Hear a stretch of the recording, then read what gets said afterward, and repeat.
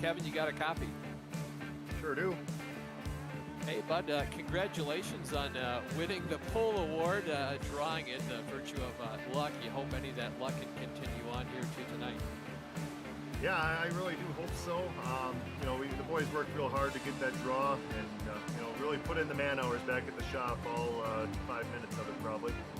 But we're hoping we start up front, we finish up front, and give this car the run it deserves.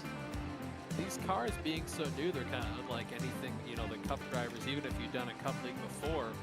Is there anything else that's been a very difficult learning curve for you? Really just the car itself. It has been a handful. I mean, not so much on these plate tracks here, but definitely tracks where downforce more so comes into play. Definitely very different than what most of us are used to anymore. We'll talk about it more in a couple seconds here on the broadcast, but we see these cars kind of naturally heal themselves if they have any damage. What are you looking at in case you do get damage out on track? Are you basically going to just keep going around the track to see if the car heals itself, or are you going to have to come down pit road at some point? How do you draw the line? I'm going to say as long as I can hang with the pack and the healing does what it has to do, I guess we'll stick with that. And if the healing doesn't get it there, you know, then we'll have to come in and take care of it ourselves, and we'll see how it all shakes out. For sure. Kevin, thank you so much for your time up in the booth here. Is there anyone you want to thank for getting you this pole award before you go ahead and go right into the race? Well, I don't know so much. You know, I got the one-man crew back at the shop working real hard on these cars, and you know, I got to shout out to all my sponsors. You know, myself, you know, Octane 93 on Twitch. And then Bartel Transport, GRS Transportation, Prentice Auto Service, as well as Game Together. And then shout out to Adam Jersky out there healing up from his clavicle surgery he just had. So, you know, he's at home for a few weeks, but he'll be joining us soon enough. No worries at all. Well, thank you so much. Good luck, buddy. Thank you.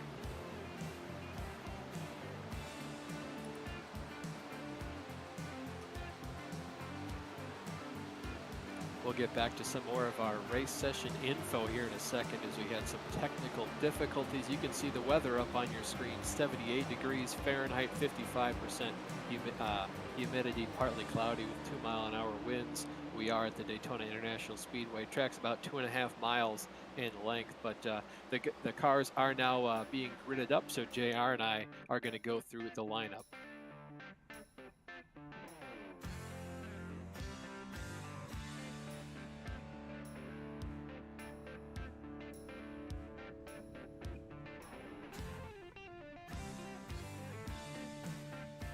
You can see the lineup here on your screen. Starting in pole position, like we just mentioned, is Kevin Bartelt, followed by Mike Rasmus in second. Michael Stroll lines up third, followed by Tyler Graf in fourth. Scott Eckrich lines up in fifth, followed by Fred Thompson in sixth. Seventh is going to be Rick Thompson with Isaiah Dupree in eighth. Drew Carroll lines up ninth with John Wilco to his outside in 10th. Michael Whiting lines up in 11th, followed by Casey Campbell in 12th.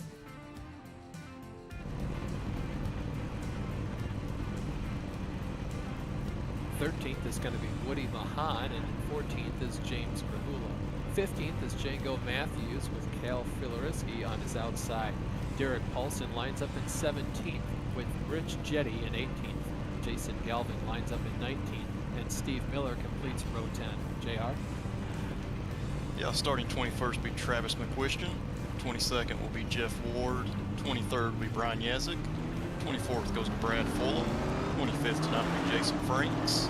26th is Don Runkle Jr. 27th is Rhett McBride. 28th is Jeff Gilliam. 29th will be Steve Herring. 30th is Kevin Stone. 31st will be Michael Krobach. And 32nd is Mark Coleman. 33rd will be Chad McKiss.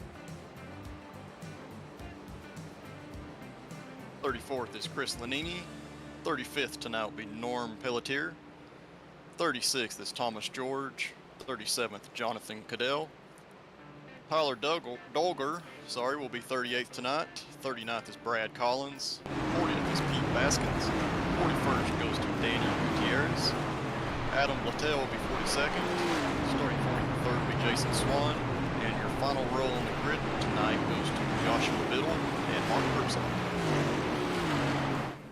like we mentioned earlier, the lineup for this race was done completely by random draw, so entirely based on luck so far. But on a more regular basis, each race's lineup will be compiled of an inversion of the finishing spots from before. So if you win one week, you're going to be starting dead last on the grid the very next week. So very important to make up as many positions as you can in these half-distance cup races.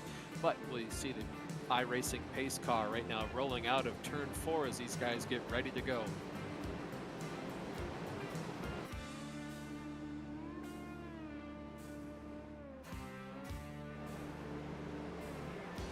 Here we are at the World Center of Racing as the pace car gives command of the field over to Kevin. He's going to finally put his foot down on the loud pedal, and these cars accelerate from pace car.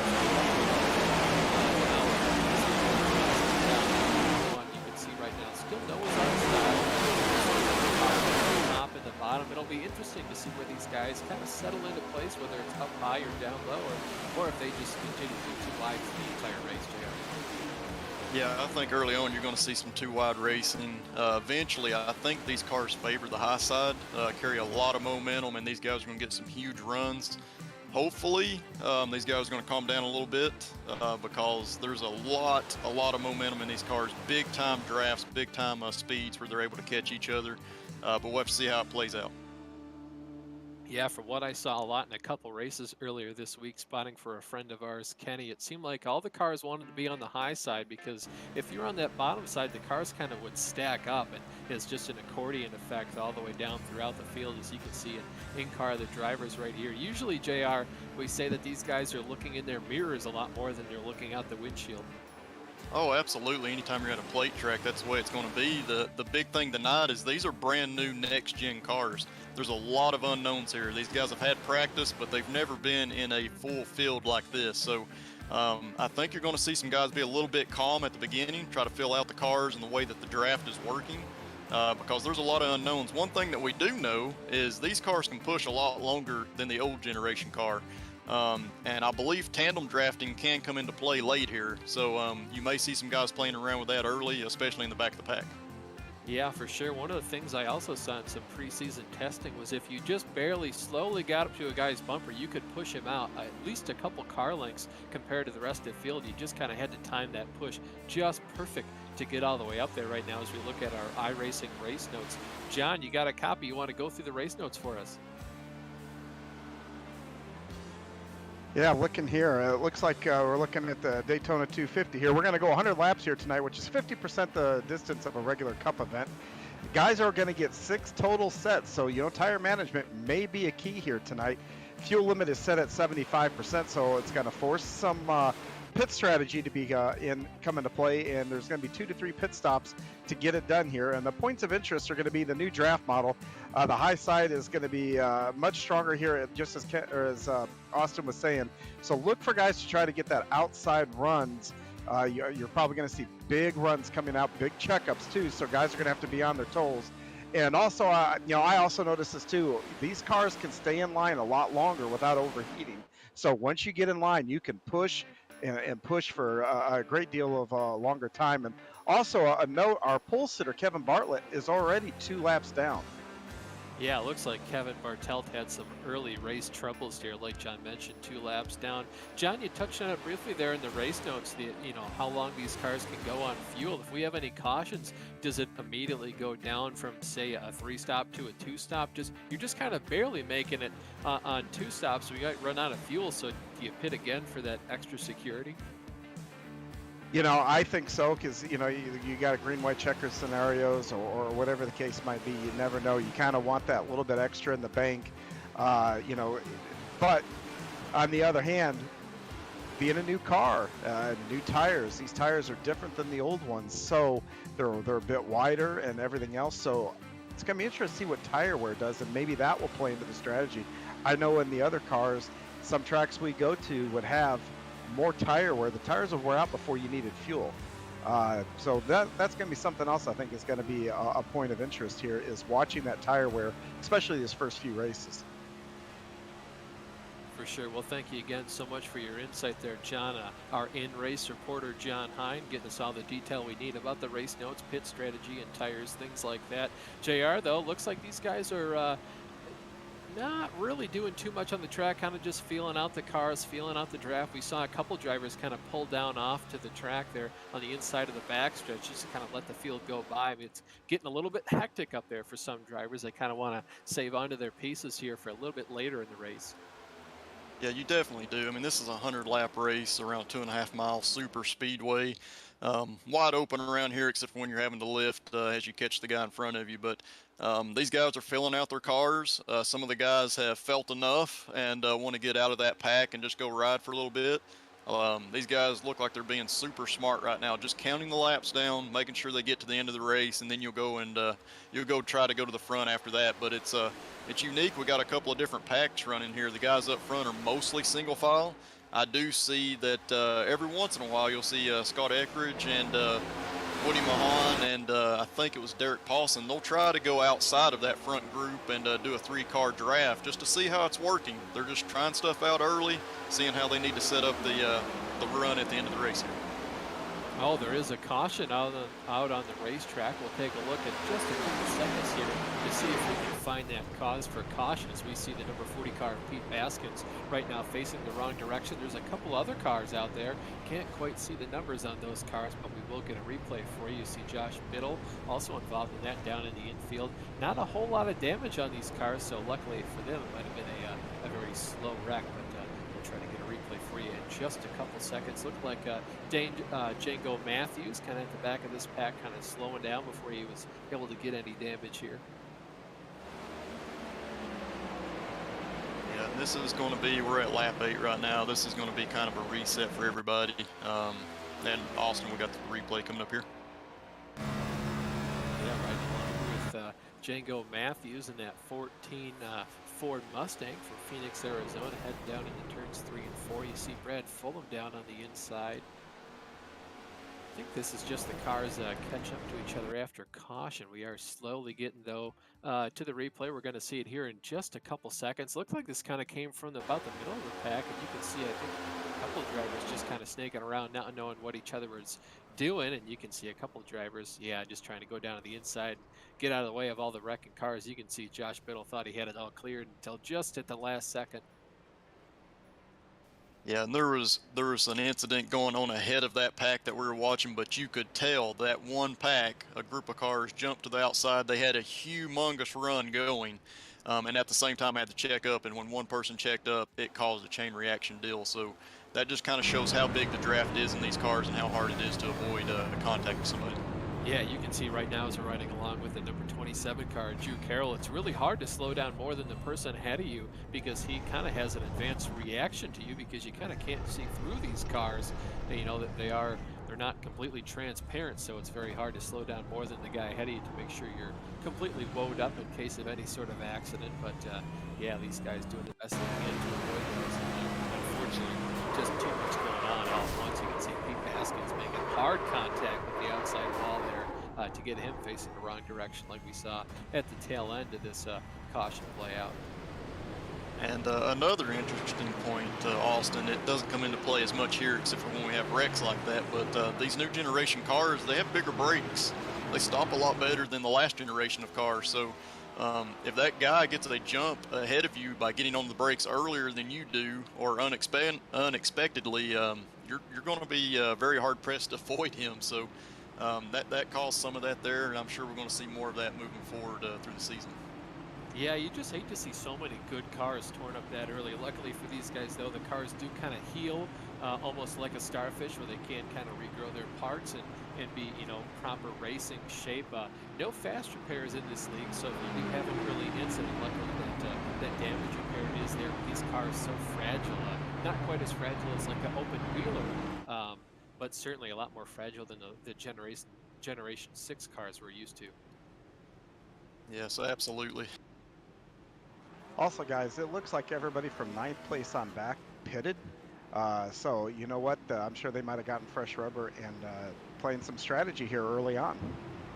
Yeah, for sure. It can be very advantageous if this race does go green for a while, that all those drivers don't have to pit, kind of, you know, they can hope for a caution to come out and kind of trap all the people that stayed out the first 8 cars or so and kind of trap them a lap down, because they don't necessarily have to pit right away. Of course, they will be forced to, get the wave around if they do want to stay in the lead lap. But the pack is now, packing up, as you say, Noah's Ark style. So we'll have to see which line becomes more dominant. So far, it's been the inside lane chosen by all the leaders. We'll have to see if they can pioneer that up to the top job. Yeah, absolutely. Early on, these guys have kind of ridden around the bottom of the track. I do expect as we get the pack coming closer together further into this race, guys are going to be moving up toward the top. It just allows you to have more maneuverability in your car, gives you a little bit more options. So kind of expect that moving forward. For sure. You hate to see that too for some of the drivers. The accident we just had, a lot of the guys might have been slowing down to get to the back end of the pack to make sure they weren't involved in any accidents, and that's right where the accident happens, at the tail end of the pack. So not quite what any of those drivers were hoping for, but you see Joe Carroll involved in that accident, taking some very, very late pit road repair to help fix his car. You see Josh Middle, another car trying to catch up to this field right now. They're in the middle of turns 3 and 4, so trying to do everything they possibly can to catch back up, because if you get left behind by this pack, you are. Yeah, absolutely. One thing I've noticed in these cars, if you do not have somebody fairly close to the rear bumper of you, you are going to be very hard pressed to hold on to that field as we get ready to go green here, Austin. Yeah, green flag finally out in the air again for Michael Stroll as he leads the field back across the start-finish line to begin lap number 11 here. These guys right now all double file. Looks like the inside line, Michael does not have very much help. You see that number 68 car of Rasmussen, go up to the front here with help from the 76 of Thompson right behind him, as we have another yellow flag.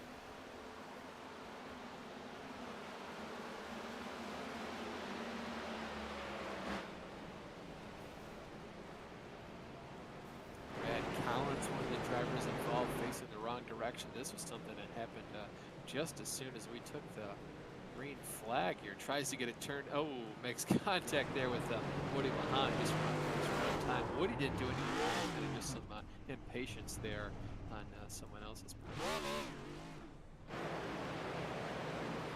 Yeah, I will say on that wreck, it looked like there was a little bit of a checkup. Probably some guys kind of laying back to get a run. Unfortunately, the guys in front of them stacked up a little bit, and the guy behind just wasn't able to avoid. Kind of caused the initial deal there. But that's something that you're going to get on these restarts. Cautions breed cautions, unfortunately.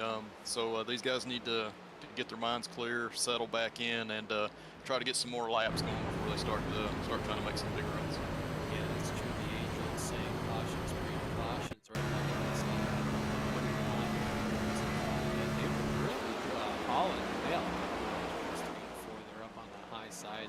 You can see right now this is in turns 3 and 4. Back we were under the green flag there, by just trying to catch up, and this is just after the end of the first caution.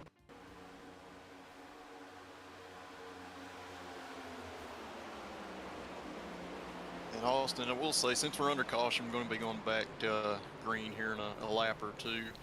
One thing to note is that the leaders in this league do have lane choice, so that will come into play as we go into the season.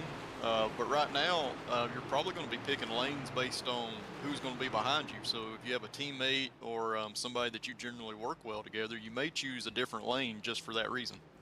Yeah, for sure. Oftentimes it's much easier to go with friends because you can trust them. There's also, some people are better at pushing and some people are better at leading. 10 out of 10 times, I think these guys are going to choose the better pusher if you're the leader, and you kind of just say, all right, well, I'll go ahead and, give you a pull rather to get ahead of the other guy to my inside and your inside. We can just kind of draft away from all these guys. You see another couple cars going down pit road. John, is this a lot of guys involved in the accident or mostly just topping up on fuel? I believe it's maybe a combination of both here. There's a lot of guys that are on pit road here, a good handful of guys, and you still have 3 guys up. Well, let me see here, 6 drivers that haven't pitted yet. So yeah, this is a mix of both that are just kind of off. We're 12 laps in now, and one of the things, when you're 100 laps and you're talking 30 laps, 30 to 35 laps for a tank of fuel, what you want to do is count backwards from 100. Okay, let's go 33 laps. That's 3 pit stops. So now you've got 10 laps into the bank, and you could start working it back into maybe even being a 2 pit stop race with cautions and everything else now. So yeah, you're definitely seeing you definitely see what's you know, a strategy starting to form now. Yeah, for sure. That's a great point that you mentioned there, counting backwards in terms of the tail end of the race. I think one of the things the series doesn't have is green white checkered. So I think one of the things that allows drivers to do is know exactly how many laps are left in the race and how much fuel they need. You can see right now the pit stop strategy over on the lower right hand part of your screen. You can see, like John mentioned, there's about 8 or so guys out there, exactly 8, that haven't made a single pit stop all race long. You can see they only have 1 stint going. Then you see all the other drivers that pitted under that first caution from about Graaf, George, and Jetty on back. A lot of those drivers now have 2 stints on their tires, so the blue bar is now representing how many laps they've done. And not a whole lot of laps on either set, but this place isn't somewhere where you really require a lot of tire wear, right, JR? Yeah, absolutely. It's really not, just because of the banking, the radius of the corners, and the way these cars are made. So it's not super aggressive on the tires unless you go, run and a half. Then you'll start to really feel some grip that's being lost. But generally don't use a whole lot of tire here. But at the same time, these new cars, again, we said it's an unknown. So these guys may be taking tires just to be comfortable and make sure they have good maneuverability in their car to be able to make passes as they need it. So yeah, we'll have to pay attention to that moving forward. But like John said earlier, a lot of these guys up front, they're staying out because they know they're in the clean air. They know everybody's been racing pretty smart up front. So they're keeping their cars clean by staying out and not pitting. The guys in the back are pitting, probably working some pit stop strategy moving forward. And, if we get big, long green flag runs here, the guys that have pitted earlier are going to have to take less fuel at some point, and that's going to give them a time advantage on pit road. Yeah, for sure. Less time in the boxes, more time spent out on the track, and the more time you're on the track, the less time you're losing by virtue of pitting. And it's a good thing you mentioned that a lot of these drivers up front have stayed out front this entire time. You look at guys like Rasmus, Thompson, Stroll, another Thompson, the friend, and Rick Thompson, that is, and then Tyler Graaf. All those guys started up in the top 10. They stayed there this whole time. Thomas George, though, big mover, started 36 all the way up to 9th, but the iRacing pace car going to dive on down pit road, relinquish control over the field to Rasmus here in that number 68 car down on the inside. But look at how big a run the top line has. We go back to the blimp camera any second. You can see that top line right now pulling away from the front bumper of Rasmus there. That's going to be Thompson getting a huge push on the outside by Michael Stroll in that number 88 Mountain Dew car. Absolutely, and you could see there how important this tandem drafting, one car pushing another car, worked there on that start. They were not even up to speed. It really shoved the two of them way out there. Of course, Michael Stroll took a little bit of a look just to see how he could get a run, probably looking toward the end of the race there for any kind of move he can make. But now they have linked back up. They're starting to slowly pull away again.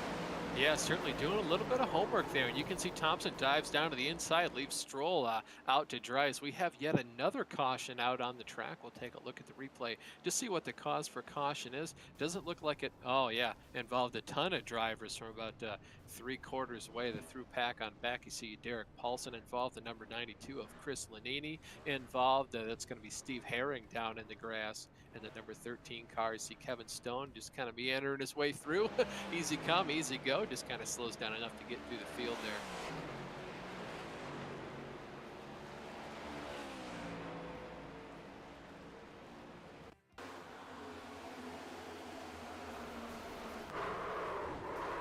Oh man, looks like quite a heavy impact from Kevin Stone in the outside wall. Looks like there's just a bit of miscommunication there. I think Kevin was trying to come up the track. Another driver was coming down the track, just kind of hooked together. We'll see another replay of this. Oh yeah, big checkup. That's that 86 pushing the pusher. Kevin Stone made contact with, I don't see who that was there just ahead of him. It might have been Mark Cohn, but yeah, just another incident of, big stack up happening, and then you can see 2 separate incidents there.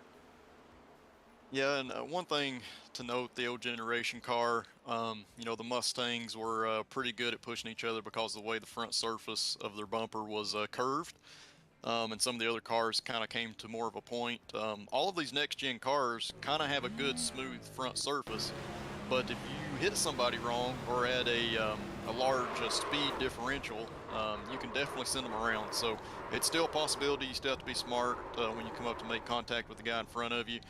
This looked like, yeah, like you said, also probably just a little bit of a check up there, and one guy got into the other. Yeah, we're going to ride along with Steve Heron right here, the number 13 Chevy Camaro. You can see car comes across his nose. He tries to check up.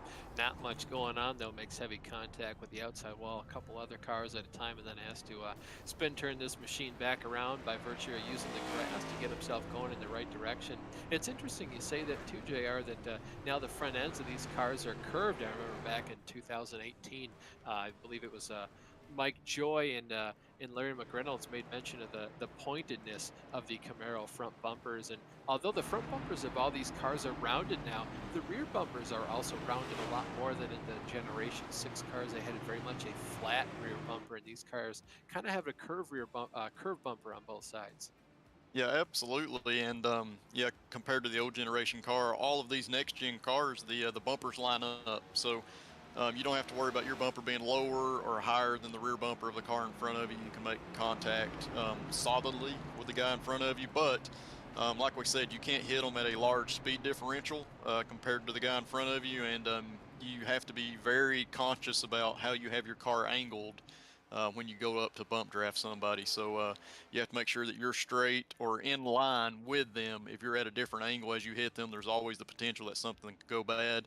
And of course, you know, this is sim racing. One thing we don't like to talk about is net code. But net code, especially at one of these restrictor plate races, is very, very possible. And anytime you're at a different speed or different angle, things can go wrong because of that. Very true, JR. You mentioned that too. A lot of the Xfinity cars that these guys also race, they have a flat bumper just like the Generation 6 cars. And even though the front ends are more rounded, it kind of gives you more opportunity to kind of just push a guy as soon as you make contact with him. And these cars, like you mentioned, you do have to be lined up almost perfectly to make sure that you don't spin out the driver you're pushing ahead of you, and make sure you guys don't get involved in another wreck. You saw the graphic there of the tires pop up just briefly on your screen. Kind of shows a lot of the drivers in the top 20 or so haven't pitted at all. And then of those drivers, you can see about the majority of them now have done just as many laps on the second set of tires as they have on their first. Of course, the 6 sets of tires means these guys can pit just about every 15 or 20 laps just to be safe, to make sure you do at least have a tire set at the very end so you can go out there and win this thing with 4 fresh feel goods. But you see the iRacing pace car leading these drivers back down the back straightaway here. Yeah, and looks like our pole sitter is going to choose the outside line here. Maybe he just prefers to work with the guy that's lined up in 4th place. Not sure, but be interesting to see how it works out. I think a lot of those guys are favoring that high side to get going, and that kind of gives them the options to choose inside, outside as they get through turns 1 and 2. Yeah, very interesting to see just how fast these guys all went from the bottom lane to now choosing the top line. I was kind of curious to see though that you know, even when you know, they did get hooked up, the 68 car of Rasmus and the 88 of Stroll, and they were kind of able to pull by. They didn't clear very well, but green flag back out in the air. You can see those two drivers right now neck and neck as they head down into turns 1. Not a whole lot of help from either driver right now as you ride along from the hood view there of Michael Whiting just following these guys. It looks like the 68 car of Rasmus going to just barely get a fender out ahead over Stroll as they are right now in the middle of turns 1 and 2. Absolutely, still 2 by 2. The guys up front, they're going to kind of be side by side until something sorts out here. You can see these guys are giving each other a lot of room in between the first and second lanes that are forming here. One thing that's interesting to note is that the side draft is huge, even in these cars. So you can get down on the quarter panel of the guy that's on the inside or outside of you and slow them down. I think you're kind of seeing some of that with the outside line. You see the guy up front, I think it's Whitey, trying to move down and slow that inside line down a little bit. Yeah, for sure, JR. It's a good thing you mentioned that, you know, just how realistic the side draft is now in iRacing. A couple of years ago, there wasn't very much of it. You could kind of get down there and intimidate someone with the side draft to make sure they didn't do much. But, you ever since a couple updates ago, that side draft really does a lot to kind of pull these cars back towards you if you can, just dump a little bit more air on their spoiler. We saw it be the difference in the 2016 Daytona 500, of course, giving Denny Hamlin the win over Martin Truex Jr. on the final lap, just barely as they came down the front stretch. So very interesting to see these guys doing that. Right now we look at Thomas George from Richmond, Virginia, the number 2 Ford Mustang. Very, very cool scheme there. Reminiscent of the Brad Keselowski scheme from last year. Of course, now this year, Austin Cindric in that number 2 Blue Deuce. Up at the front, though, Mike Stroll making a huge run on the outside. Not a whole lot of help to our leader right now in that 68 of Rasmus. No, absolutely not. Stroll did jump up to the top. He's got Michael Whiting pushing behind him. They had a good tandem going there for a little bit. They've kind of separated at the moment. You got Casey Campbell kind of closing up on them, but the outside line's starting to form back up. I think it's going to be the dominant line moving forward. Yeah, for sure. I think a lot of these guys, as soon as the green flag drops, are going to want to go all the way up to the top. You see Stroll and Whiting, though, go back down to the bottom to kind of cover off. I don't know if that was around the inside. Of course, they might just go back up to the outside as soon as there is a run, but very much saw this kind of play out like the 2013 Daytona 500. We have a caution in the back. That's a lot of drivers involved.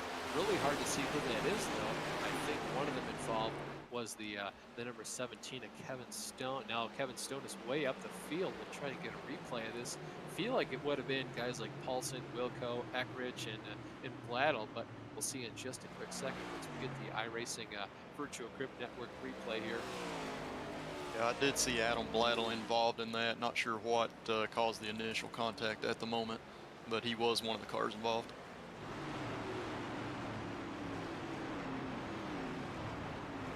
Still only on lap number 22 out of 100, just barely about 1/5 of the way through this race. You can see the number 104 car there right in the middle of the pack. We'll see what contact is made. It looks like, yeah, just behind these guys, just as they went into turn 3 there. Turn 3 being a problem area. So we're kind of seeing now 2 of the 4 cautions we've had so far. Oh yeah, hard contact there. You see the 60 involved of Derek Paulson. Hard impact for him. Like this wreck kind of just continued all the way through about turns 3 and 4 on here to the front stretch. Number 104 of Adam Blattle involved as well. And of course, a lot of these drivers, huge damage. You see Chris Lanini involved in another wreck. These guys back here in the back, JR, just cannot catch a break.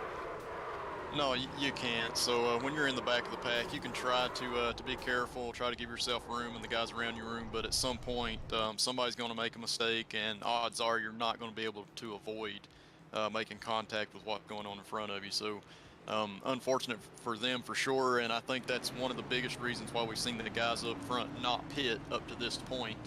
But John, we're getting closer. Like you said, you kind of work backwards. Just say 33 laps, kind of being the average of a pit cycle. That gets you down to about lap 33. We're getting close to that, especially with some of these cautions and planning ahead. Looks like a lot of cars on pit road. Yeah, almost everybody came down pit road here, and I will say this: you're looking at lap 20 right now, and you're 23 laps in. With these caution laps, you could, if you get in there and you could stretch your fuel to 38 laps or so, 40 laps, you can make this essentially on one more stop here, if you can get to about lap 60. But I will say this, if you're towards the back, there's no reason to, if these cautions come in and top off, because that's just going to get you that little bit further. Do it under caution where there's not a penalty under green. Everything else that could play into advantage here later on for the guys in the back if they continue to do that. Yeah, absolutely. And, one thing to note, this is the asphalt side. You can definitely shut these cars off under caution. So it's something to think about. May not be such a huge advantage here because of the plate racing and the way these cars are geared. But moving forward into the season, when you have a caution, you can shut these cars off under caution and refire them just as you need to catch back up to the field, and save quite a bit of fuel doing that. So that may be something some guys will be doing moving forward. Yeah, I think so. I think there's a lot of different strategies here at play. That is absolutely one of them. You can coast a long way in these cars, and they're pretty easy to refire. But I will say this, 23 laps in, the several cautions. Like I said, I do think that's actually going to play into the guys in the backhand because there's no downside to pitting, topping off to get a little bit further down. Those guys up front, that haven't pitted yet. I think there's 2 of them that haven't pitted. That is going to be interesting. But on the other side, we're seeing all these accidents happen from mid-pack on. You take your pit stop and end up back there. You're next thing you know, you're in a hornet's nest, and you may have several problems before the end of the race. For sure, although it does kind of play into the leader's hands as well. Of course, all these caution laps, Larry McReynolds will often say, 2 laps under caution is worth 1 lap under green. So for the amount of caution laps we've seen so far, I wouldn't be too surprised if Stroll and Whiting could kind of stay out there until at least maybe lap 40 or so, depending on the fuel mileage they're getting. And of course, wide open throttle the whole time. If you're back in the pack, you could probably definitely stretch it to about lap 40, but these guys leading out front, you're kind of just, wide open throttle the entire course of the lap just to make sure you can remain in command of the field. But the iRacing pace car has them double stacked, Noah's Ark style, as you go through the entire field here. Yeah, and Austin, those top guys not pitting yet, I completely understand what they're doing, staying out, making sure they avoid some of this carnage. But if they ever get into a situation where we go green, at some point they're going to have to pit, and the guys behind are going to have a huge advantage because they're probably going to definitely lose a lap, especially if they don't come down pit road together and work together to get back up to speed. For sure, it could very much come to bite them in the rear end in a couple laps if they don't have another caution to go ahead and pit for themselves. And of course, it'll relinquish command of the field to some 2 other drivers right now. But we see Stroll put his foot on the loud pedal, finding the flag that waves the green flag and puts the race back under control of Stroll. And you look at the run, Whiting is getting on the outside. I don't know if this is a side draft on his part or just something else completely, but you can see both these drivers now getting help. You can see the 98 and GRAAF looks to the high side, decides to tuck back in line behind Whiting as they go through turns 1 and 2 down the backstretch, looking at that quarter panel there of Stroll. And what a fantastic camera angle, just to show you how close these drivers are to one another. Absolutely great angle there. One thing that's very interesting watching on this restart is as these guys jump out by themselves, the cars stall out a lot quicker, it seems, than the old generation cars. So you can kind of jump way out there ahead of the guy in front of you, and within 100 feet, the guys behind you are already catching up at a high rate of speed. So something to kind of be conscious about moving forward, especially on the late race restart. For sure, we saw Tyler GRAAF push Mike Whiting out to a huge lead, then dive back down to the inside in front of Michael Stroll and stay down there. Whiting, though, pushed back out in the lead by the number 2 car, Thomas George, doing a great job. Of course, George, probably the hardest charger so far, started 36, is all the way up into 4th position right now, leading that high line as they go down the backstretch. And you can see just how advantageous it is to be on the high side as they almost go 3 wide for a second. I'm sure Tyler GRAAF was thinking about it as he got pushed around the 88 of Stroll. You can see these drivers jockeying for position. Highline still holds key, though. You can see every driver on the high side right now getting a huge run and then is able to pull back down in front of the inside. So kind of like a conveyor belt so far. You see, that's the first move we've seen all day, though. That number 2 car, Thomas George, kind of in command of the field, going up to block both lanes, like we saw Dale Jr., Brad Keselowski do a lot. Even Dale Earnhardt was back far as the 90s or so on these plate tracks. But the Highline is a little bit too strong because you can see Chad Mikas up there in the number 25 car in his Chevy Camaro in command of the field. Yeah, absolutely. Definitely a different race starting to develop now. We've got a lot of guys that started in the back that are now up front. They're trying a lot of different things that they have not tried previously because they have not had this advantage. Like you said, Thomas George up from 36th starting position, Chad Mikas up from 33rd, Don Runkle Jr. up from 26th. A lot of guys from the back of the pack that are now getting to race and have a little bit of fun here and see how their cars work.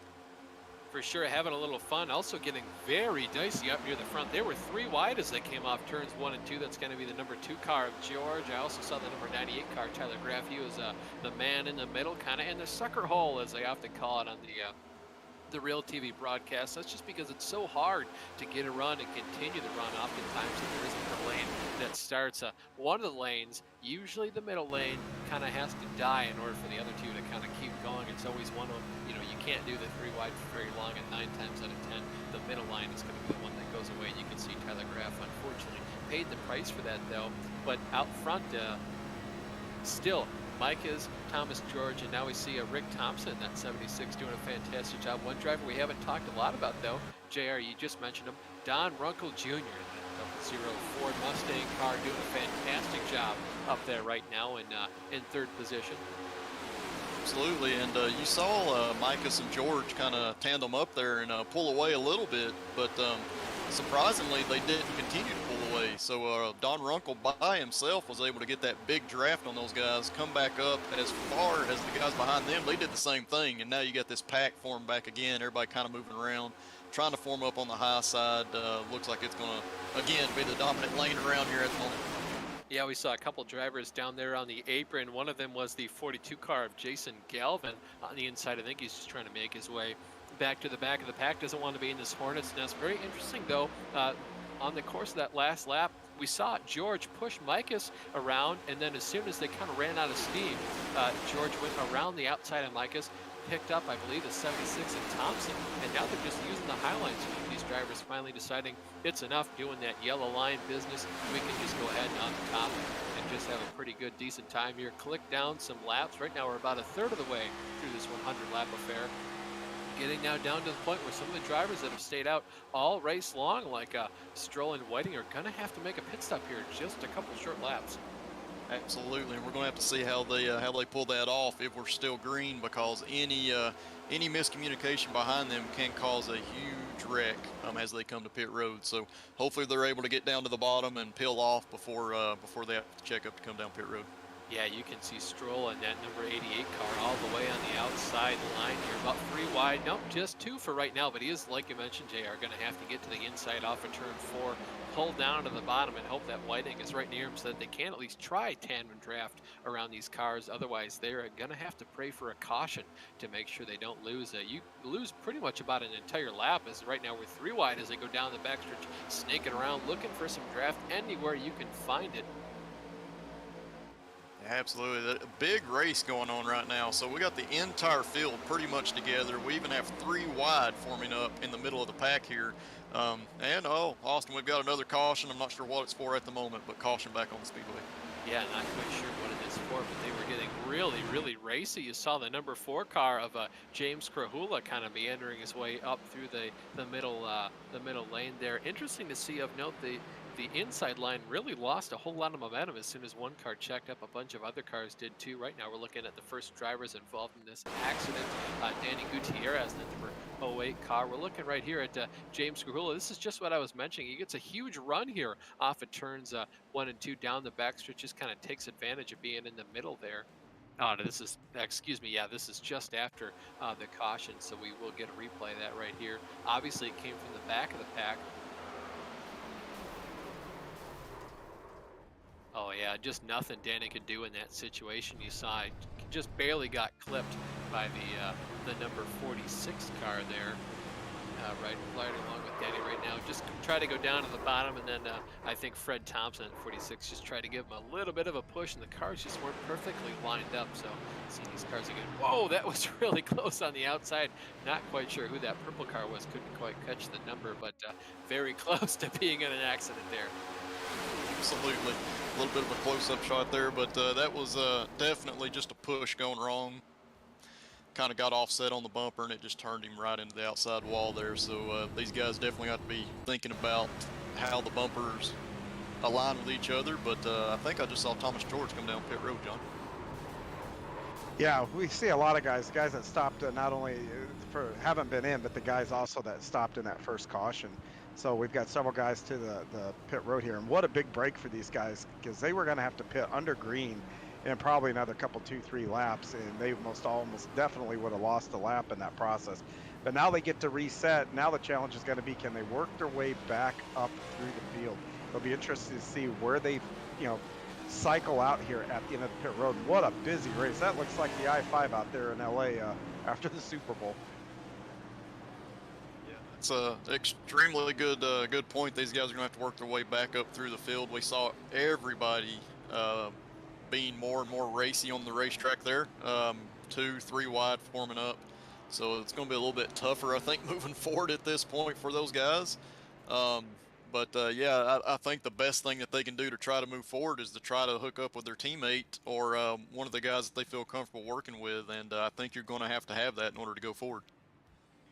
Yeah, it looks like everybody except for the top five came in that pit stop. So yeah, definitely a reset of the race. So with that being said, that many guys stop, and I don't know that they're going to cycle out that far back down. They're not going to be in the back of the pack or anything. It looks like Thomas George is going to come out in P9. So that's, man, I can't tell you how big of a break that's going to be. If he would have pitted under caution, lost a lap, if he would have been one of 4 or 5 cars, he'd have been back in P40, 38, somewhere in that range. So he comes out a big winner here.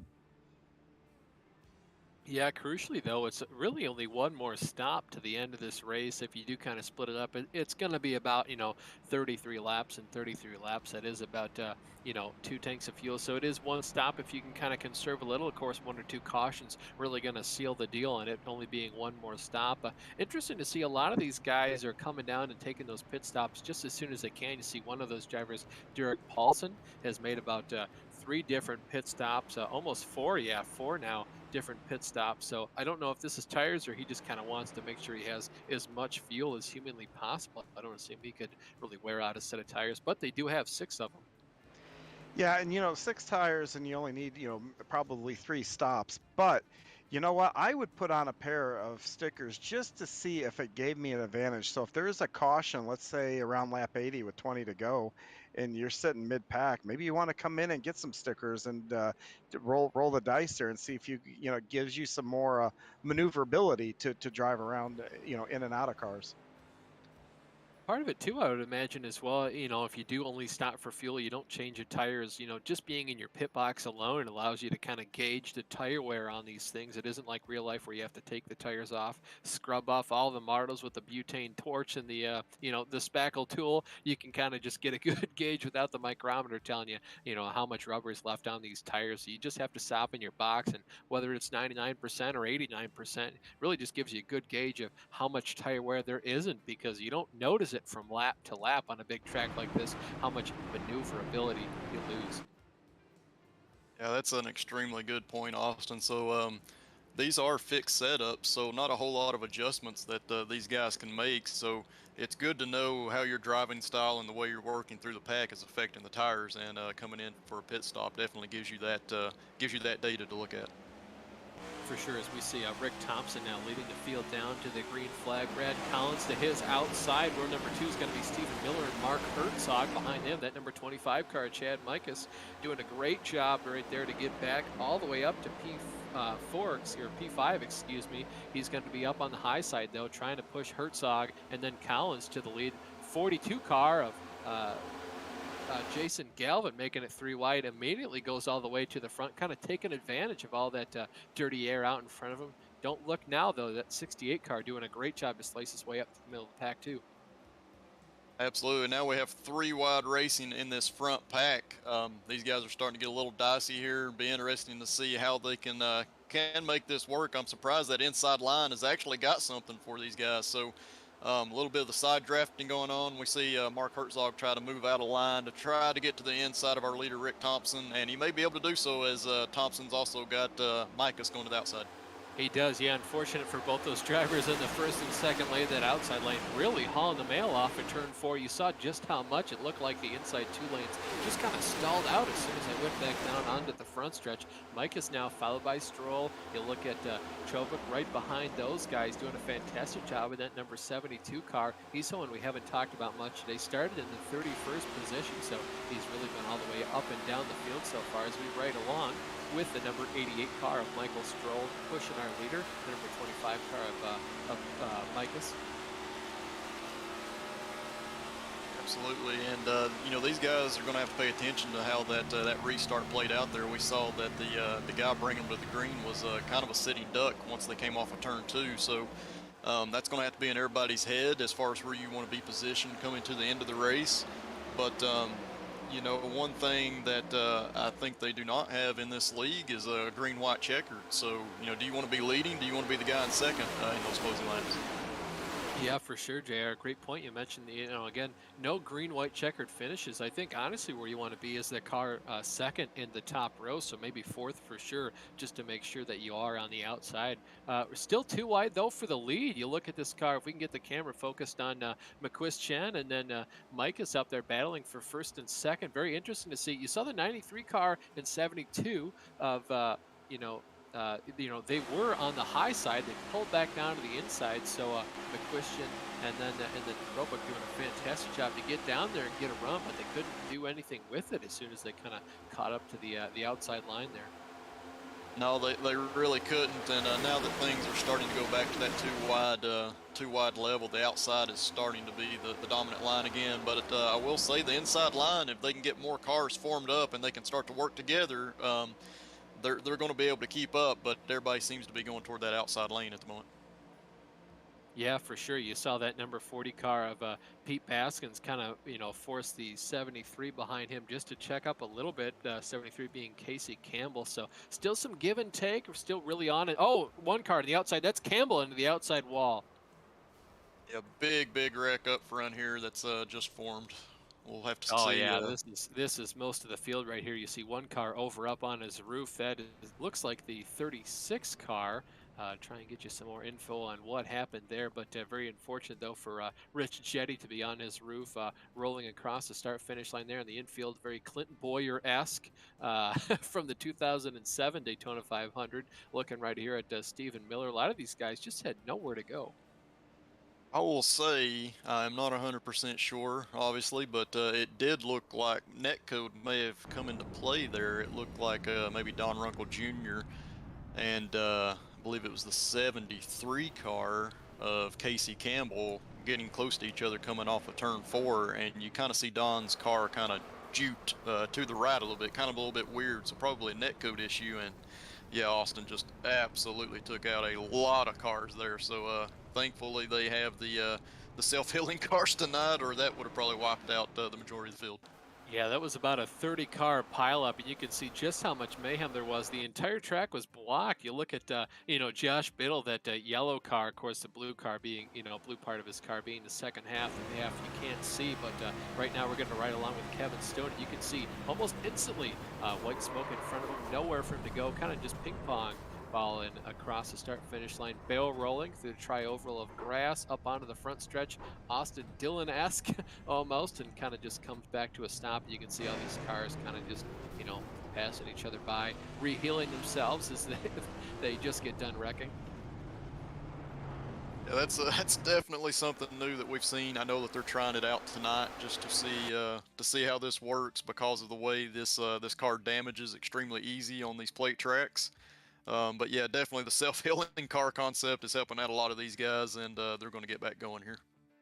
Yeah, you can see they're about 5 or 6 wide as they go back onto the front stretch there. And of course, I believe Michael Krobuk, one of the league admins, has now changed the restarts to be single file to try and avoid some of the mayhem we see as soon as these races go green. We'll keep you apprised, though, of that situation. We can see that because we, of course, have the race chat going. But right now they change it to single file restarts to try and make sure none of the drivers are too penalized by whether or not they line up in an odd numbered position or even numbered position. See now the number 80 car of Josh Biddle. He's someone involved in a couple wrecks early on, just can't quite catch a break today, even before he's riding along at the very tail end of the pack, trying to hopefully stay out of trouble. And of course, once again has found trouble again. Look at Chad Mikas, though, doing a fantastic job in that number 25 Chevrolet Camaro. Absolutely, and going to these single file restarts, that usually calms things down a little bit, but being a plate track and with the way these cars are able to draft up so easily to the guy in front, I'm not sure if that's going to calm things down or make it worse. That's yet to be seen, but you could see some guys just stay calm, run that high line, or you could see a lot of cars try to fan out and gain a lot of positions on the first lap here. So far, JR, I think it should calm everything down for the first, few laps. I don't think we should be seeing any cautions right away, but, in terms of, once you get to 2, 3 laps outside of a caution under green flag, I think there's just going to be the same propensity for a wreck. But you can see the lights now out atop the iRacing pace car. Currently, though, you can see the lineup on the left-hand side of your screen. The top 10 currently: Mike is Stroll, McQuistion, Baskins, Krobuk, Krahula, Swan, Cohn, Dulger, Filarski, Stone, Whiting round out your top 12 there. So doing a fantastic job right now. I've seen Stroll pretty much been out front the entire race today. Mike is one of the drivers who's had to make his way all the way up from the back of the pack. Started 33rd on today. Another driver, a lot of drivers actually in the top 10 currently. Some of your biggest movers of the race. You look at McQuistion, 21st to 3rd, and that seems like a lot, but when you compare it to the driver just behind him, Pete Baskins started 40th today, right now currently riding in the 4th position, and Michael Krobuk behind him started 31st, currently running in 5th. See a lot of these drivers moving quite, rapidly up through the field. We're only on lap 41 here, and there hasn't been a whole lot of green flag racing to promote much of this passing. Yeah, absolutely, and we'll kind of go into some of the incentives that this league does. So they do give out points for various things to try to offset some people having good races, bad races. So one of those things is I think they give 5 points out to the guy that loses the most positions during the race. Unfortunately, that's going to be Kevin Bartelt, I believe, because I think he is officially out of the race. He's at least 33 laps down at the moment, but um, they also give 3 points out for the guy that makes up the most positions. And right now, I think we got Pete Baskins that's made up 36 spots, so we'll have to pay attention to that moving forward and see who claims that one. Looks like Jason Swan's actually tied with 36. Yeah, you can see the Barney the Flagman waves the green flag. These guys are already kind of almost double files. You go all the way back through the pack, but look at the big lead that Stroll and Micahs have right now over the rest of the field. Of course, McQuestion right now in third. He's currently third by about 2 or 3 car lengths over the first 2 drivers. We'll have to see if they can keep this lead going. I assume it's going to be just a matter of time. We'll see, though, if McQuestion can kind of get a huge run of these guys, dive down to the inside, kind of side draft him just a little bit. He chooses to check up, and of course, that allows for the number 40 car, Pete Baskins, to kind of catch up to him. So we'll see if they do anything down to the inside. Currently, though, the braver driver of all 5 of these guys is going to be that number 4 car, James Krahula, poking his nose down to the inside, see if he can get anyone to go with him. Yeah, and Krahula's got Dolger down there on the inside with him. They're trying to form up here. Looks like McQuistion getting shoved down to the inside. I think he's able to get back in line there, but this inside line's trying to form up and trying to slowly move forward, but they're going to have to get a few more cars down there, I think, to get some speed going. Yeah, for sure. I think you're going to need probably about double or triple the amount of cars on the inside lane as compared to the outside, just with how much the inside lane is forced to check up. And it seems like that high side can just kind of stay wound up for the entire course of the lap. I don't know why, but that inside line, as soon as one driver checks up, it's just a big accordion through the rest of the line. It forces a lot of drivers to check up, whereas the outside line, they really don't ever have to check up. No, they do not. And, one advantage to the outside line is just how much steering input you're having to put into the car. So at a track like this where you're wide open, the more you're turning that front wheel, the more friction you're creating between the tires and the track itself. So it slows you down definitely being on that inside line. And to compensate for that, you got to have more cars in order to overcome that drag that you have from the air. So the inside line, they're getting the numbers down there right now. They're starting to form up, but we do see some guys moving around. Yeah, well, part of it too is any of the drivers, that are on the inside lane, as soon as they see the opportunity to kind of gain some positions and pass all these guys by going to the outside, they're going to take that opportunity right now. We're not even halfway through the race, and some of these guys are racing like it's, 10 to go right here, like they don't even have one other pit stop left. But of course, there is at least one more pit stop left before the end of the race, so we are going to have to see either a caution or some green flag pit stops, but we'll hope to keep it green and clean for you folks at home for the rest of this race. Yeah, absolutely. Hopefully we get some good laps going here. We do have 2 lines continuing to be formed up on the top and the very bottom. Guys trying to avoid that middle lane at the moment. But yeah, looks like on the outside we still have Micahs and Stroll hooking up, trying to go tandem a little bit, occasionally pushing each other out. We do know that these cars do not overheat as much as the old generation car, but I think it's something you still got to pay attention to if we get a 20-25 lap run going here. Yeah, for sure. Right now, still Noah's Ark style. Interesting to see that inside line. It's kind of made up a lot of ground on the outside. Usually we see the outside just pull away, but definitely you see the two drivers on the inside, McQuistion and Kragula, doing a great job to kind of keep the outside lane honest. Not a whole lot of side drafting going on. I don't know if that's playing into it quite a bit right now, but you can see almost dead even as they come out of turns 1 and 2 and down the back straightaway. Yeah, they're definitely keeping the 2 lanes spaced out. I think everybody's not wanting to take any kind of crazy chance of doing side drafting and have a side draft go wrong or possibly netcope play into it there. But definitely staying away from each other, trying to see how they can get each lane going. But at the same time, I think these guys are just forming into multiple lanes just to get a good run going here, make sure we get some green flag laps in.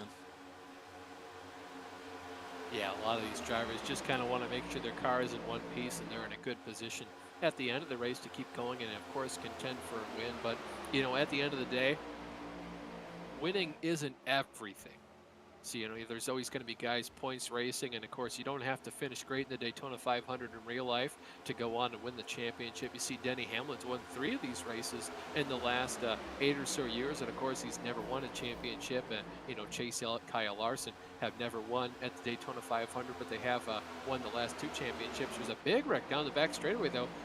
No caution so far because both the drivers who are stopped are off the racing surface. They're going to pull back up onto the track here. We'll see if we get a caution yet. Doesn't look like we will. All the drivers currently moving, of course, out of harm's way right now are the leaders, way ahead of these drivers. So right now, very unfortunate though for Derek Paulson and Brian Yazzie to be involved in this incident. And the last thing you want after being involved in an incident is for there to be no caution. The yellow flag has been thrown though just now. Yep, that is definitely going to stack the field back together. So a big break, definitely for Yazik and Paulson there. But yeah, just looked like some 3-wide racing there. Guys bouncing off of each other, creating that spin down toward the inside of the track, and of course the caution being thrown once they got back going.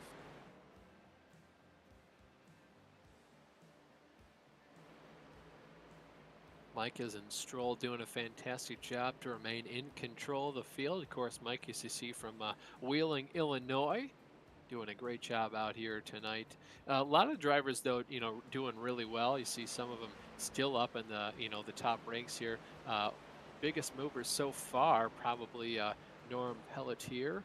Doing a great job, 35th to 6th position. See, a lot of these drivers, the field's really kind of flipped, apart from a couple drivers, you know, if the race were to end right now, finishing just about where they started, that of course being Mike Stroll, started 3rd. Right now he's running 2nd, and then Drew Carroll hasn't really changed a whole lot, started 9th, currently running in the 5th position.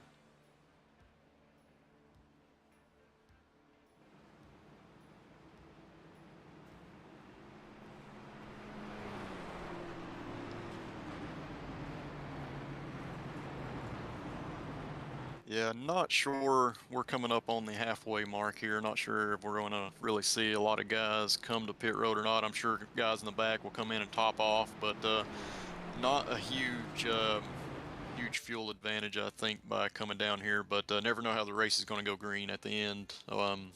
More than likely, we're going to have more cautions, but you never know. This race could go green, and the fuel could play out. Yeah, for sure, JR. Right now, it looks like our 2 leaders kind of looking like they're going to go down on pit road. That is going to be the case, it looks like, for Chad Mikas. John Hine, what you got for us? Yeah, I think coming in and taking fuel right now is a really smart deal. These guys will pack them full up, and that means you get to get about late 85. So what that means is a late race caution. That means you're going to have to spend less time on pit road. You can only, you can get away with taking maybe half a tank or a third of a tank, and you save a couple seconds on pit road that can pick you up some spots. So I think it's a good move that these guys are coming in and topping off right now. The only thing is we've seen a lot of trouble towards the back. They're just going to have to be really careful as they get back on track and we go back green.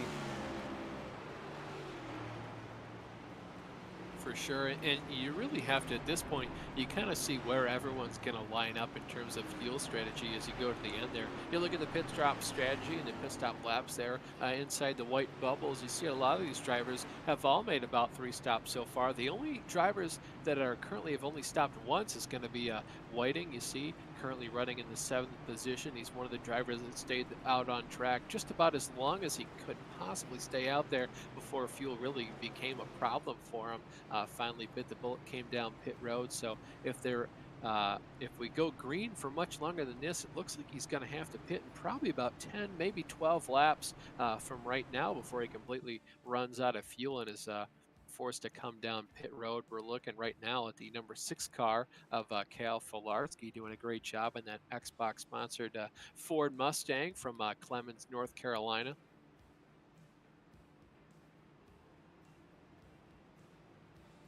Absolutely doing a great job now that he's taken over the lead here. Be interesting to see how some of these guys play out. We do have a few new names up front. Norm Pelletier is in 2nd place now, and he's up 33 spots in this race. Tyler Dolger was also up front earlier in the race. He's up 33, and Thomas George, that was up front earlier, is up 30 in 6th place right now. So a lot of guys kind of moving around, some new, some guys that have been up front all along. So we'll have to see how they kind of play out and work together on this restart, or if they're just going to go for it. Yeah, and especially some drivers that started up front, but we haven't really talked about him much, like Scott Eckrich right now in 4th position. You see John Wilco, mentioned him once so far on the broadcast. It started in 10th, currently running in 8th, and then Brad Collins mentioned him for a split second there in that last restart. Started 39th, up to 9th place right now. Pace car is going to lead these guys out of turns 1 and 2 down the back straightaway here. So very interesting to see that all these guys, do prefer the high line, but you kind of get that inside lane rolling. Very curious to see what could have happened had the green flag stayed out there just a little bit longer to see if that inside line could have made any headway, or if they especially went up to side draft that high side.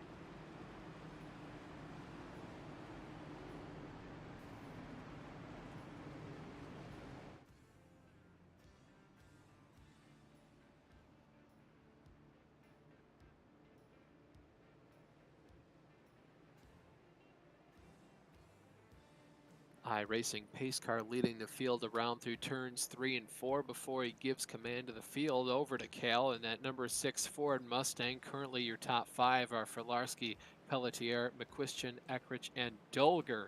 Rounding out the top 10 is going to be Thomas George, Michael Whiting, John Wilco, Brad Collins, and Jason Franks in that number 7 car. You see the iRacing pace car dive down pit road, green flag in the air. The race is back underway. Cal Filarski leads the field across the front stretch to start lap number 52 here as they head turn towards 1 and 2.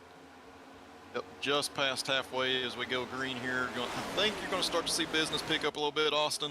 Guys are probably going to start moving around. We can already see the first 6 or 7 guys, about half of them pulling to the inside here to form up that inside lane. See how it works since there's only about 7 cars here, but I think that's just going to pull the guys behind them right up to them. Looks like we got a car down on the infield there.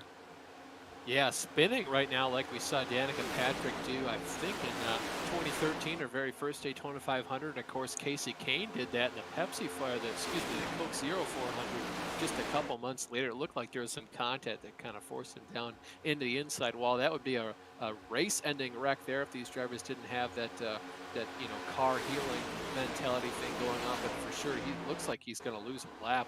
Get a replay of that right here. Looks like it was Mark Cohn involved in this. Yeah, hard contact with the outside wall. Then it gets spun down in the inside wall. Not able to get the car stopped. He does actually stop it, lock it down before he makes contact with the inside wall. So great job on his part. But this looks like a cause for caution. You can see Don Runkle Jr. making contact with different drivers. It looks like the number 60 was involved. Driven by Derek Paulson. Want to see what else this was. Yeah, it looked like the number 40. The number 40 car also involved in that. Looks like Don kind of just came up the track and didn't realize that Derek was there, and of course making contact with the outside wall the rest of the way, kind of finished him off right there. Yeah, absolutely. Guys trying to move around, block runs that are coming from behind, but again, these new cars, they create runs that happen so fast. You've really got to be looking in your mirror early if you're going to make that block. And two, if you're not going to make that block, just be conscious of where the guys are moving around you. Yeah, it's crazy too. Just the runs and the speed at which these guys get the runs. Your spotter can tell you clear 1 second, and the guys right there, and the spotter just does not update fast enough, going from clear to car on the outside or middle of 3 especially. So it looked like Don was just trying to get to the outside there and block maybe the run of the 40 car Pete Baskins, and then you see a lot of drivers just nowhere to go, like the 61 car Jeff Gilliam, excuse me, we're riding along with right now. And then of course there is the number 60 car as well at Derek Paulson involved. So just hate it for all those guys, but luckily the cars are healing as we go through the race. Currently, though, on lap 54 of 100, so just past the halfway point, getting closer and closer though to the second mandatory pit stop. Of course, if you did start and didn't pit until you needed to about lap 32, like we saw Whiting do, he's getting very, very close to making another pit stop. Getting also close as well to making it on just one more stop until the end of the race. Yeah, absolutely. I think for sure if you're mid to back of the pack, you're probably going to come down and top off just to help yourself out with that. But some of these guys with the number of cautions that we've been getting may be able to pit and then make it the rest of the way, and you're just going to leapfrog yourself to the front as everybody else pits a little bit later. So this could be very beneficial to those guys that are down pit road at the moment. John, we're seeing a lot of these guys come down pit road. Is it mostly just, fuel and tires, or mostly just topping up on fuel to make sure they can make it the rest of the race? I think most of them are just topping off here. You're 55 laps in, you're still going to have to pit one more time. But again, like I said, when you come in that last stop, you're not going to have to fill it back up. And the more you top off now, the less fuel you have to take for that last stop, which can speed it up if you plan to go fuel only. Obviously, if you take tires, it's kind of a moot point. But I think some guys are trying to play that angle here for the end. John, do you think it'd be advantageous for a driver to kind of come down pit road, take tires right now under caution? Well, they're going to be at the back of the field anyway, and say in a couple laps from now, when they can only, they need one more stop to make it on fuel, they can fill the car back up and only take maybe a gallon or two compared to someone else who's taking maybe the whole kit and caboodle?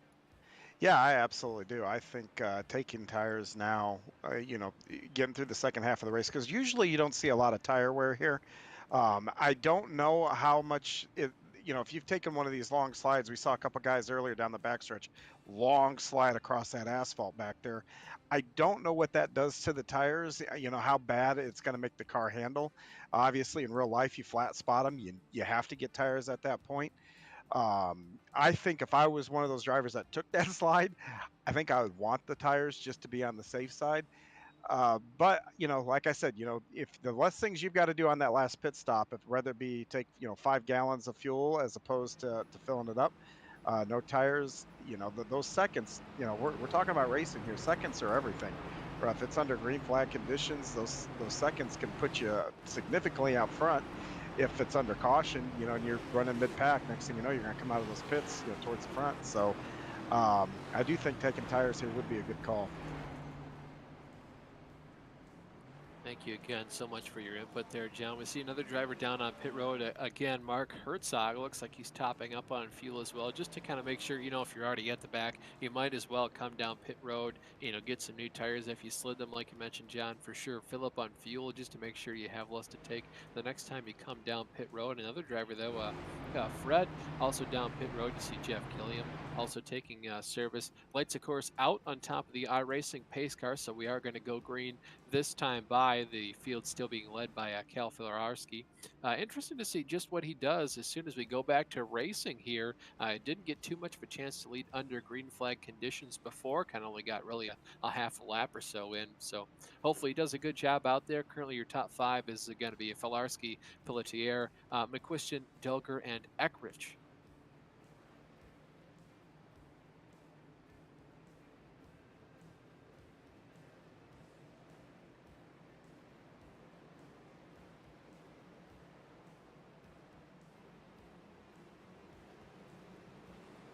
iRacing pace car comes out of turn 4 to give command of the field back to Cal as he dives down pit road. Barney, the flagman, with the green flag up in the air. He waves the green flag and gives command of the field over to Cal. Finally puts his foot down on the large pedal. You see Norm, though, right on this back bumper. There's a car actually in the infield right now. I think that was the 92 car. No, I can't tell who it was down on the inside. You can see just rejoining there on the inside of the track right there. Yeah, Travis McQuistion, 93 car down on the inside of the track. I don't know if he got pushed by another car. Could have, of course, spun the tires on the restart. Very hard to get these cars restarted to give in the banking if you are right up there and get a lot of wheel spin. Yeah, it looks like he got pushed a little bit by the car just behind him. I think that would have been, at the moment we went back to green, would have been Mike Rasmus in that number 68 car.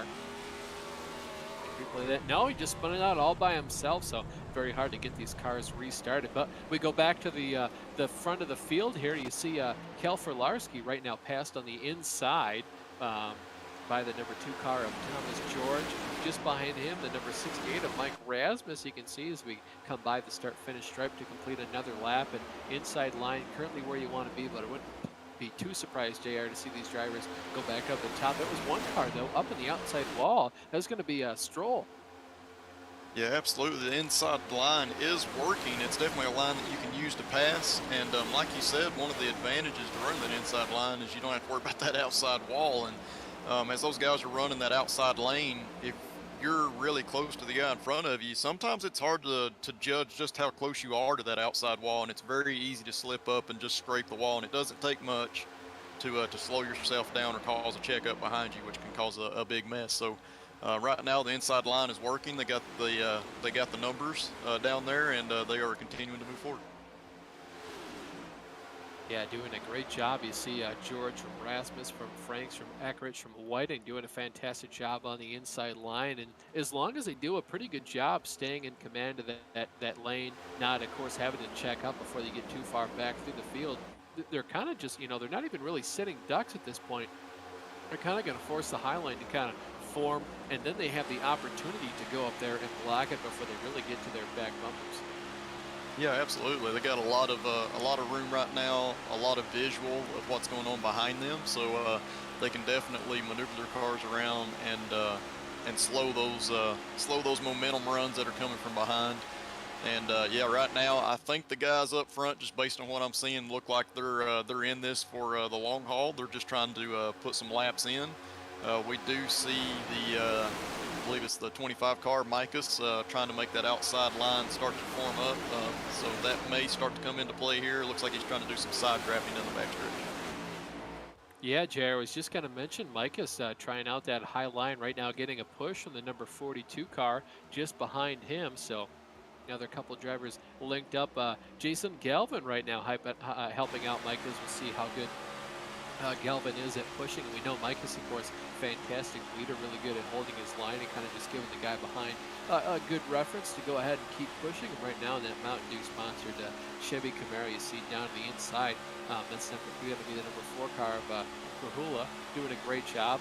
He's been up at the field pretty much since the midpoint of this race, doing a fantastic job. You see Whiting up there, started up front, doing a great job staying around there the entire race. Yeah, absolutely. So the guys like Krahula and Micus, they seem to have a good feel for the car at these plate top tracks. They know how to race and how to move back forward. So we're seeing that out of the 25 right now, as he's got help from the 42 of Galvin pushing him.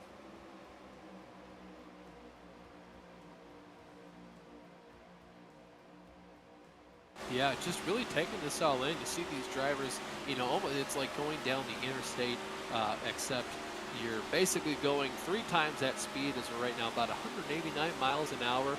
Not quite 200 like we saw some of the speeds in the early Gen 6 days, but these cars still very much flying around this 2.5 mile super speedway. Up front is still George from Rasmus, from Franks, from Eckrich. You see Micus right now breaking into the top 5 on the high line. Be interesting to see just how soon he can kind of get this high line organized and get back up to the front. He's still doing his best to kind of scrape up alongside of Krahula, finally making it past Whiting right now. Whiting, of course, in the 5th position, of course, relinquishing that spot to Micus. You can see just now comes into frame. You can see the high line starting to get organized.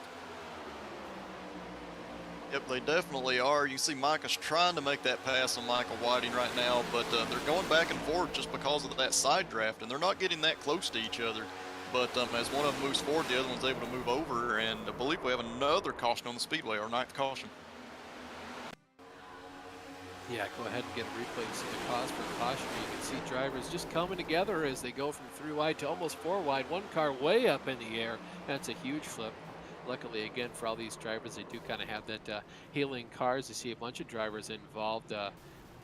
Basically, the entire track was blocked. And look at Mark Herzog threading the needle through the accident there. Absolutely a close call there for sure. I'm not sure which car it was that went over on its lid with all the damage there, but luckily for them, the car landed on its wheels. Otherwise, there would have been a tow even with a self-healing car. So he continues on in this race because of that. Yeah, for sure, getting very, very lucky indeed. You can see hard contact into the outside wall for a lot of these drivers, and parts of the sheet metal getting ripped off. It looks like that's going to be the 76 car of Rick Thompson, who was rolled over there up in the air. You can see the number 15 car involved in the wreck as well. Looks like just about everyone in the last third of the field or so wrecking out. Also getting word now that Josh Biddle has been dropped from the server due to incoming packet loss. So very much something you hate to see. Unfortunate for these guys, they don't get their laps back when they leave, but it kind of is treated as a mechanical failure. These cars, of course, don't have mechanical failures. You're never going to blow an engine if you're running fine and don't have any damage, so you kind of just treat that as maybe breaking apart the suspension, of course, hitting the wall or having some other mechanical failure. Yeah, absolutely. This is the virtual world of racing, but at the same time, you have real world things that come into play, and obviously losing a connection is basically the equivalent of a mechanical failure, like you said, Austin. So definitely things that can happen to you and affect your race. Yeah, especially you see these drivers, a whole group of them involved in this wreck again. So we are, though, on lap 64, so it looks like the drivers can kind of make it on fuel from here on out. You see most of the field diving down pit road, only a very few select drivers staying out. Going to be George, Mikas, I think Rasmus, the only 3 staying out. Most of these drivers coming back down pit road, John. Yeah, I would say pit window is open now to finish the race. I would be coming in, and you know what? I might even go ahead, and I see a lot of guys going up on the jacks here, taking their tires, filling it full of fuel, and my guess is they're going to ride it out to the end unless they go for one of those long slides. And if they got an extra set of tires, they'll put them back on just to make sure they don't have any damage from the sliding around on the tires. So it's going to be an interesting. This really does set us up for the finish here. It's going to be an interesting finish at that. Sure, you see a lot of these drivers jockeying for position. I'd be really interested to see, how long these leaders have on this current tank of fuel and when they'll have to come back down pit road, because essentially they might have just signed their deathbed right now, because you see George and Mikas haven't been on pit road for a while. You see the last time George is on pit road looks like about lap 39. So if you add about 30 laps to that, say it was 40, farthest he can get is about lap 75 or so, so he's going to have to come back down pit road pretty soon.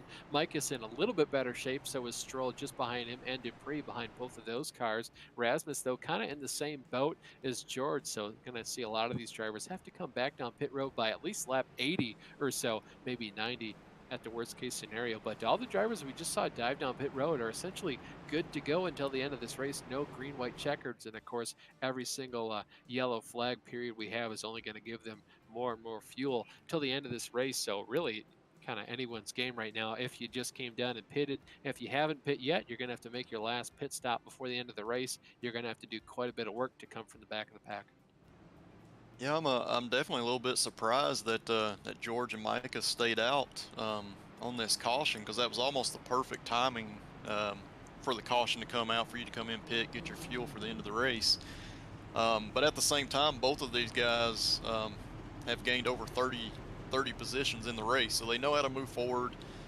They've been up front for a lot of the race because they're able to move forward so fast. So maybe because of that, they're not as worried about making a later pit stop. But yeah, definitely a little bit surprised here, because that can definitely put you in a bad position late in the race. Well, one thing too we have to point out as well, JR, and of course I'm sure John is just about to mention this too.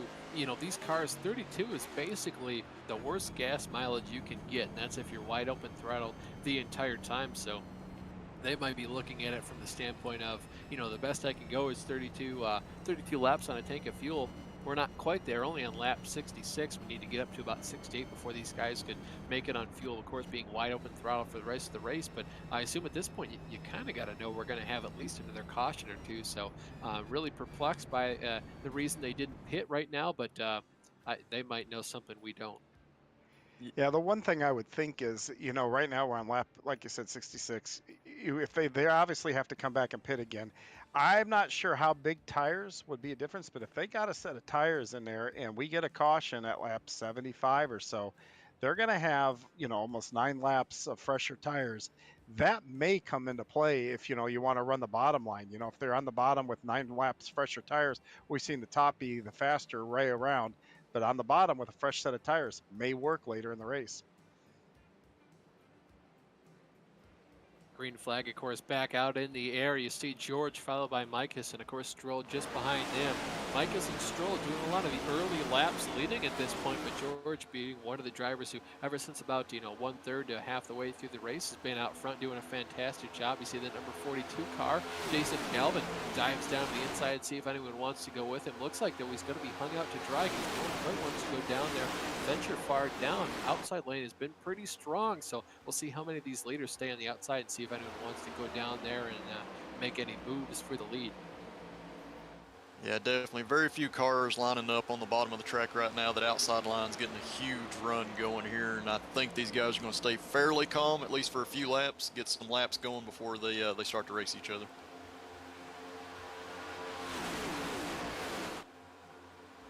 Yeah, doing a great job. Of course, at this point, you just want to click down as many laps as possible. You can't really win the race yet. Of course, you do only get awarded points. Pay window opens when the race is over. So, to first finish, you must finish first.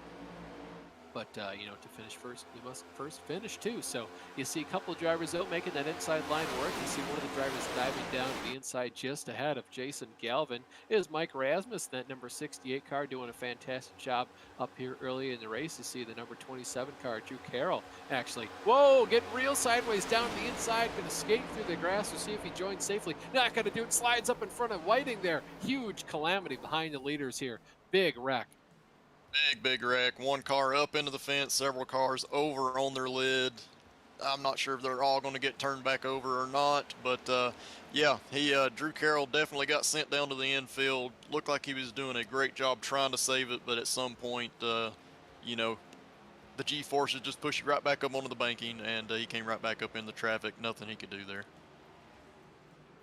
Yeah, incredibly hard to control the car on grass, and essentially he's just a passenger as soon as he touches that. He can straighten the car up, but he can't really change its overall trajectory, and it was only a matter of time before he kind of slid back up in front of the pack there. We're going to get a replay of this. You see drivers still huge calamity even after the race is gone, and even though these cars, you can see, getting a little bit of help from some drivers to flip their competitors over, so there isn't a tow involved in that. Of course, if you do get towed, you lose multiple laps, so you can see some drivers just being nice to flip people over so they don't have to tow. But yeah, you can see Carroll and the number 42 car, Galvin, weren't really just lined up correctly. You can saw him get a little bit too sideways, pointed the wrong direction, gets hit one more time and forced down to the infield there, JR.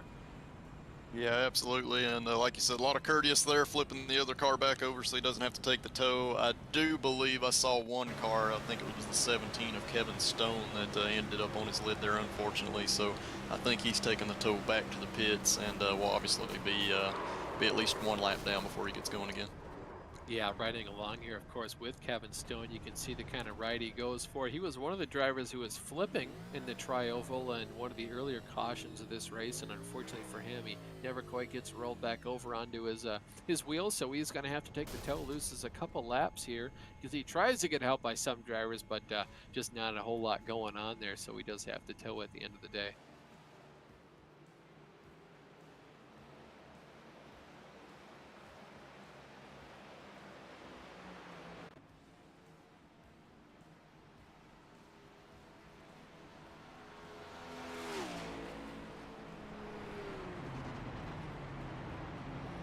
John, we see, couple drivers taking advantage of this caution, being our three leaders, quote unquote, for this whole race. We saw the number 2 car of George. We saw, Micus in the 25, and then Stroll in the 88. All come down pit road, of course, give command of the field back over to Galvin. Be really interesting to see Trevor in the production booth. If we could get that graphic back up on screen when these drivers have last pitted, to see if all these drivers currently are out here for the rest of the race, and it does appear so. A lot of these guys last pitted on lap 64. Thanks again to Trevor for getting this graphic up on the screen, and of course for providing us all these fantastic angles and camera views to bring this show here back to you, the fans at home. So I want to thank Trevor again for all the work he does in the production booth. Yeah, and the guys that stopped there at the lap 64 and 65, right in that range, they're in that window now, and these caution laps are making them breathe a whole lot easier. They're probably more confident now that they can just race to the end here and drive hard and all that kind of stuff. Plus, I think, I don't know if any of them are doing it, but JR said a little bit earlier about, cutting the engine, refiring it. So I'm sure maybe there's some of that going on here under caution that'll also help them get to the end. But I think we're setting up here once again, guys. Really good finish. We're inside 30 to go here. That's a Saturday night dirt track feature here. I've just done a bigger version here on this big 2.5 mile track here at Daytona. But I can tell you, I think this is going to be fun here to the end. For sure. Well, thank you again for the insight there, John. And a lot of these drivers now for sure are able to make it to the end of the race here. So you see Micus just now pitting. The driver scored an 18th right now on the bottom of your screen, up 15 positions from where he started. So he's for sure able to make it to the checkered flag here if we were to go green to the end of the race. So he should be able to make something happen through the rest of it. We saw, of course, he made it all the way up from very, very deep in the field. Micus, of course, and George coming from very deep in the field. Micus 33rd and George 36th, though they were both in the lead at one point or another, so it shouldn't be too difficult for them to come back up to the front of the pack here. Of course, lights out on the iRacing pace car as he leads the field through turns 3 and 4. Going to give command of the field back over to Galvin. Be very interested to see what Galvin does here with the lead, JR. Yeah, for sure it will be, and he's got Mike Rasmus behind him, and I don't know how patient he's going to be because he's been up front a lot during this race, so I think he's probably got the most experience and probably wants to try to get that lead. At the same time, we kind of talked about it. Do you want to be in first or do you want to be in second toward the end of the race? If it goes green, obviously I don't think you want to be the leader with the kind of runs that they're getting. For sure, we have seen though some of the guys with the lead, if they don't get a huge jump on the initial start, they kind of get that push from the driver behind them right away. They kind of remain in control of the lead, but like you mentioned, JR, it might be easier to be the guy in second place to get that initial run and then make everyone stack up behind you. But right now, it looks like Rasmus is going to catch up to the back of Galvin, just going to push him as they head through turns 1 and 2 as they go down the back. Field's really spread apart there for the first 5 cars or so. You can see Galvin and Rasmus really connected to each other. Then another about 3/10 back is Franks. Then 2/10 back behind him is Eckrich. And then another 2/10 behind Eckrich is Filarski in the number 6 car. So you can see very spread out as the field kind of gets closer and closer together. Luckily for them, they're all out on the outside line, so not a whole lot of checking up to do once they do catch each other. No, there isn't, and these top 2 working together doing that tandem drafting, probably more than anything, just trying to see how this might play out toward the end of the race as they work together. But you can see it only works for about a lap and a half, and the cars behind you are able to form up and get a huge run. We're 3 wide going through turns 1 and 2 at the moment.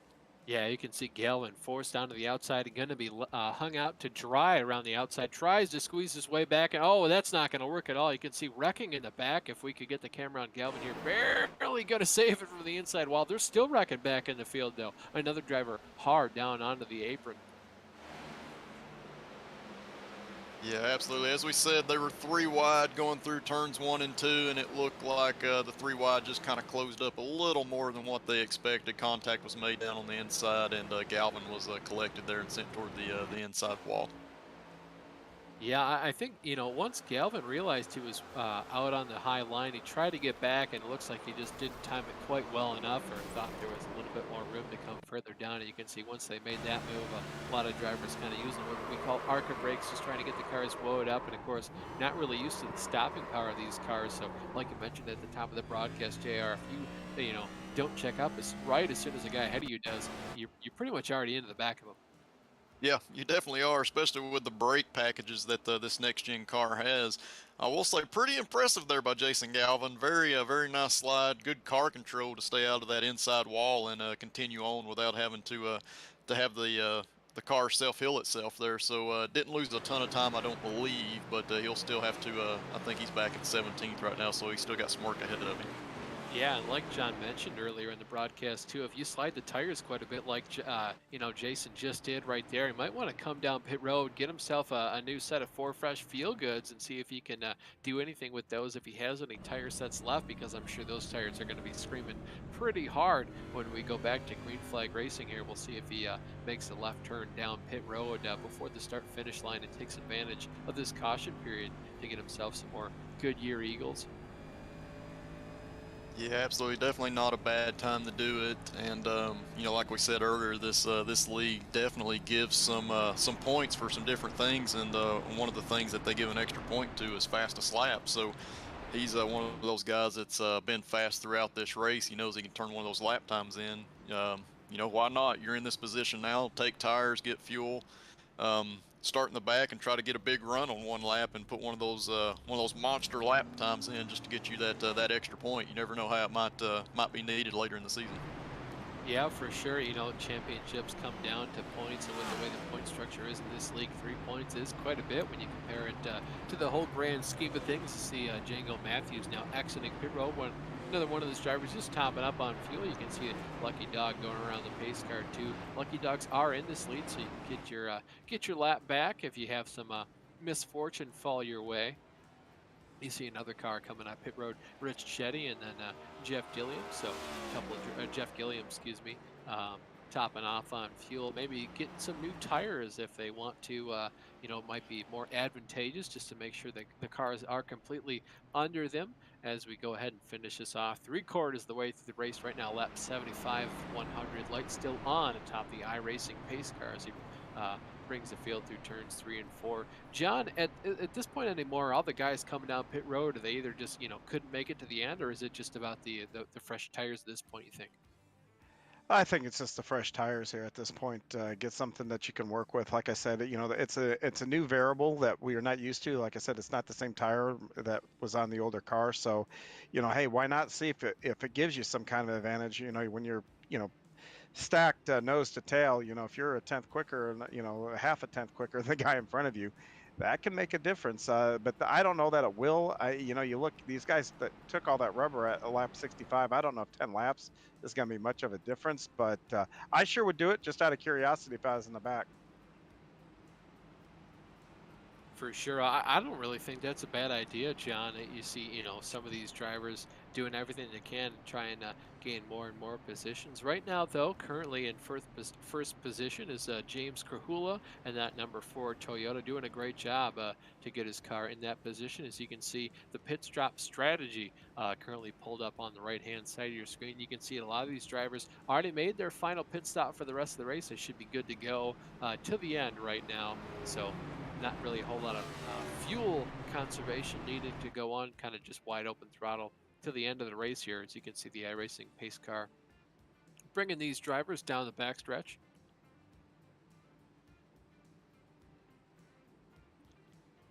James Krahula from Fort Worth, Texas. Everything's bigger in Texas. I'm sure James wishes he could get out to a pretty big lead here and finish off the race strong. But man, the runs we've seen these guys be able to make pretty impressive so far, JR. Yeah, it definitely is. This new car has definitely shown that the draft is huge. So you don't even have to be that close. You don't have to have a ton of help from behind either. You can just really get a good slipstream with these cars and make some big runs. And it's hard to block something like that. So you can be looking in your mirror, you can move over, but more than likely you're gonna have a block going wrong. So it's going to come into play now that we're down to the last quarter of this race, and guys are going to start to go for it here.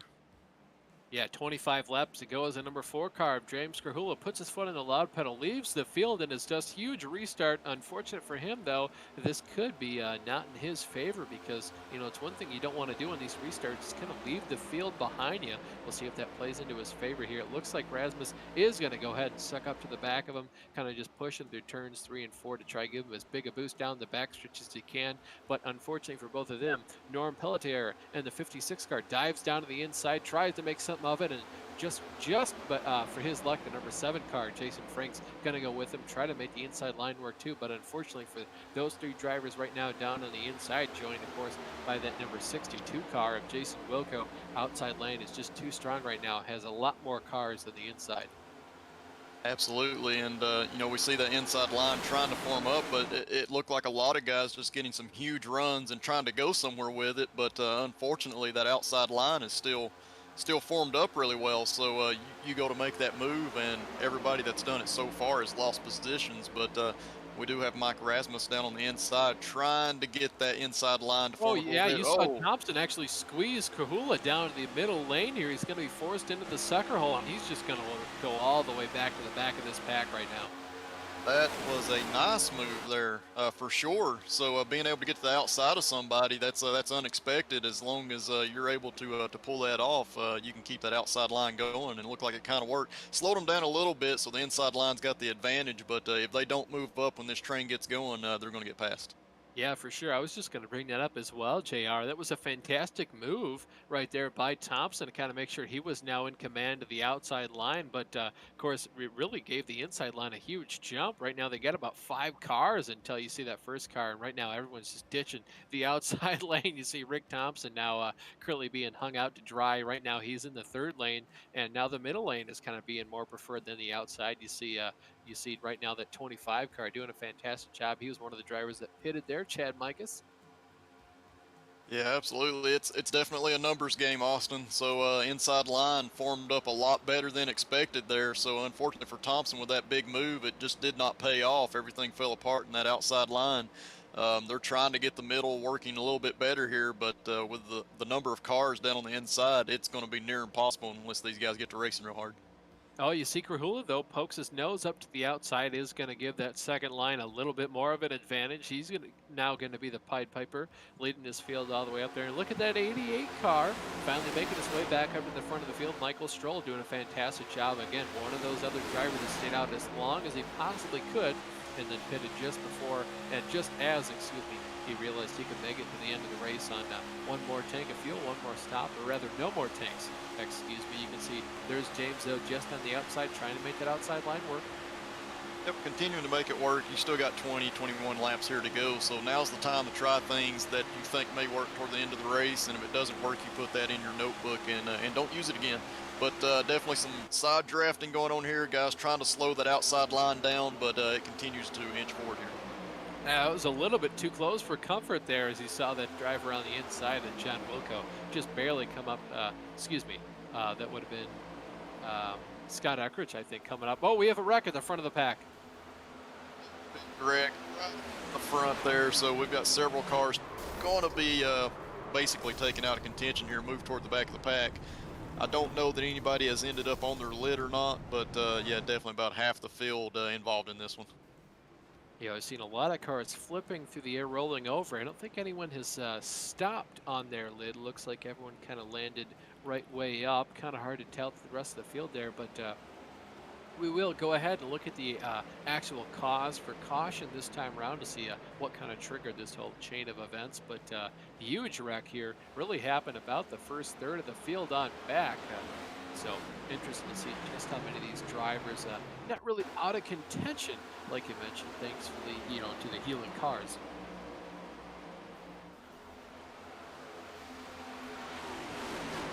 Okay, so still just ahead of these guys. Can't quite tell who that red and black car was on the inside, getting turned about 45 degrees off from where he should have been. Definitely a little bit hard to see there, but you can tell that the majority of that wreck was guys just not being able to get checked up. Again, the guy in front of you gets on the brakes first, and it's just hard to avoid. Oh yeah, looks like that would have been that 76 car, Rick Thompson, just trying to help out that driver right there, Scott Eckrich, and you can see he just gets absolutely pounded by the drivers. Of course, nowhere else to go, no way for them to avoid all these cars stopping the track, especially when someone is falling out of the sky. But yeah, you can see Scott just tries to move a little bit down, and that's just as soon as Rick Thompson gets a huge run and gets to his inside and just spins him out.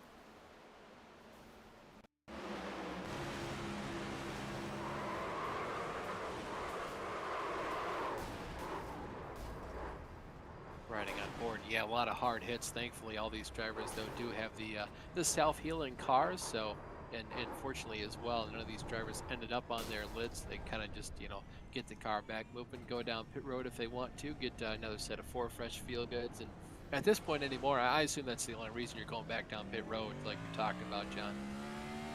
Yeah, that'd be it. And, as many incidents as we've had too today, though, with guys sliding around, I have to wonder as we see some guys come in, you look at their cars, it'll tell you if that one just popped in and out. So maybe he was topping off. If these guys appear to be going up on the Jackson, at the very least, maybe taking right sides. But man, I tell you, I don't know unless I went with those slides. I don't know that I'd be coming back in. You got to kind of live with what you got now. Yeah, for sure. Currently, though, 18 laps to go, so your bed's kind of made. You see Josh Beidel, Jeff Gilliam, again, coming down pit road just to kind of top up on fuel. I don't know if this is to make sure that they're kind of at the back of the pack, just to kind of ride around to make sure they can avoid the calamity as we get into the last couple accidents here to kind of make sure they can get through it. But anymore with these self-healing cars, I don't really feel like there's much of a reason to kind of ride around in the back, JR.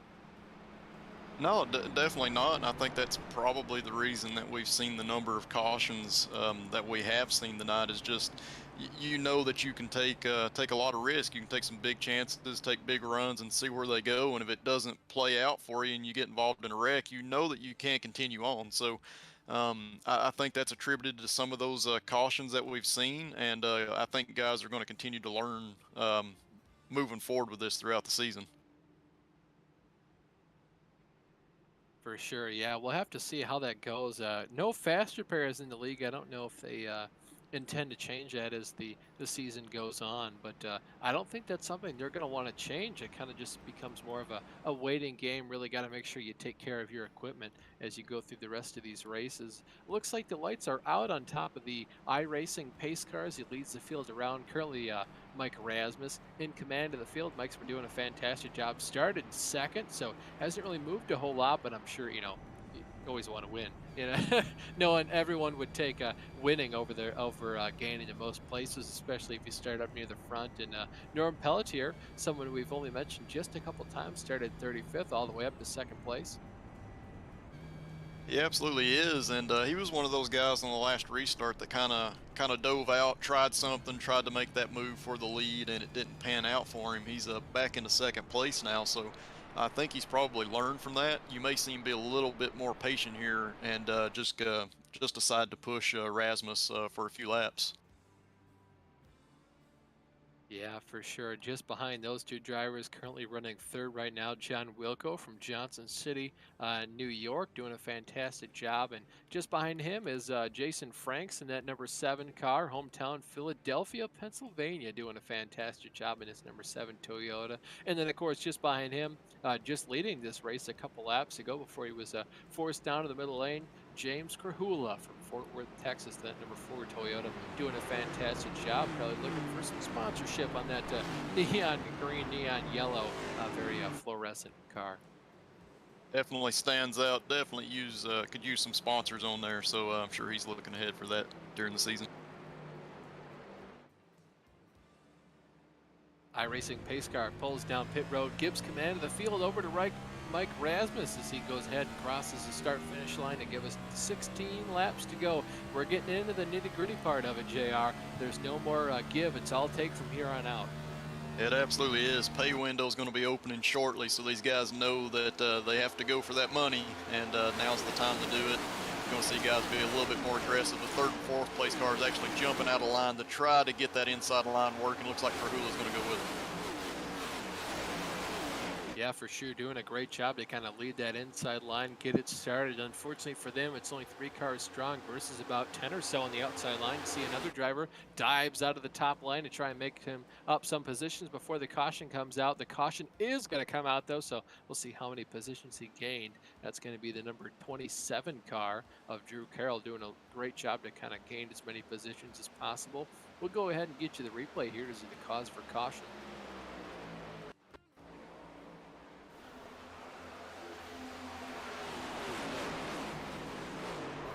Oh yeah, just another big wreck here. Very, very, oh, this is actually, I think, the last replay. We'll go ahead and see if we can get another replay.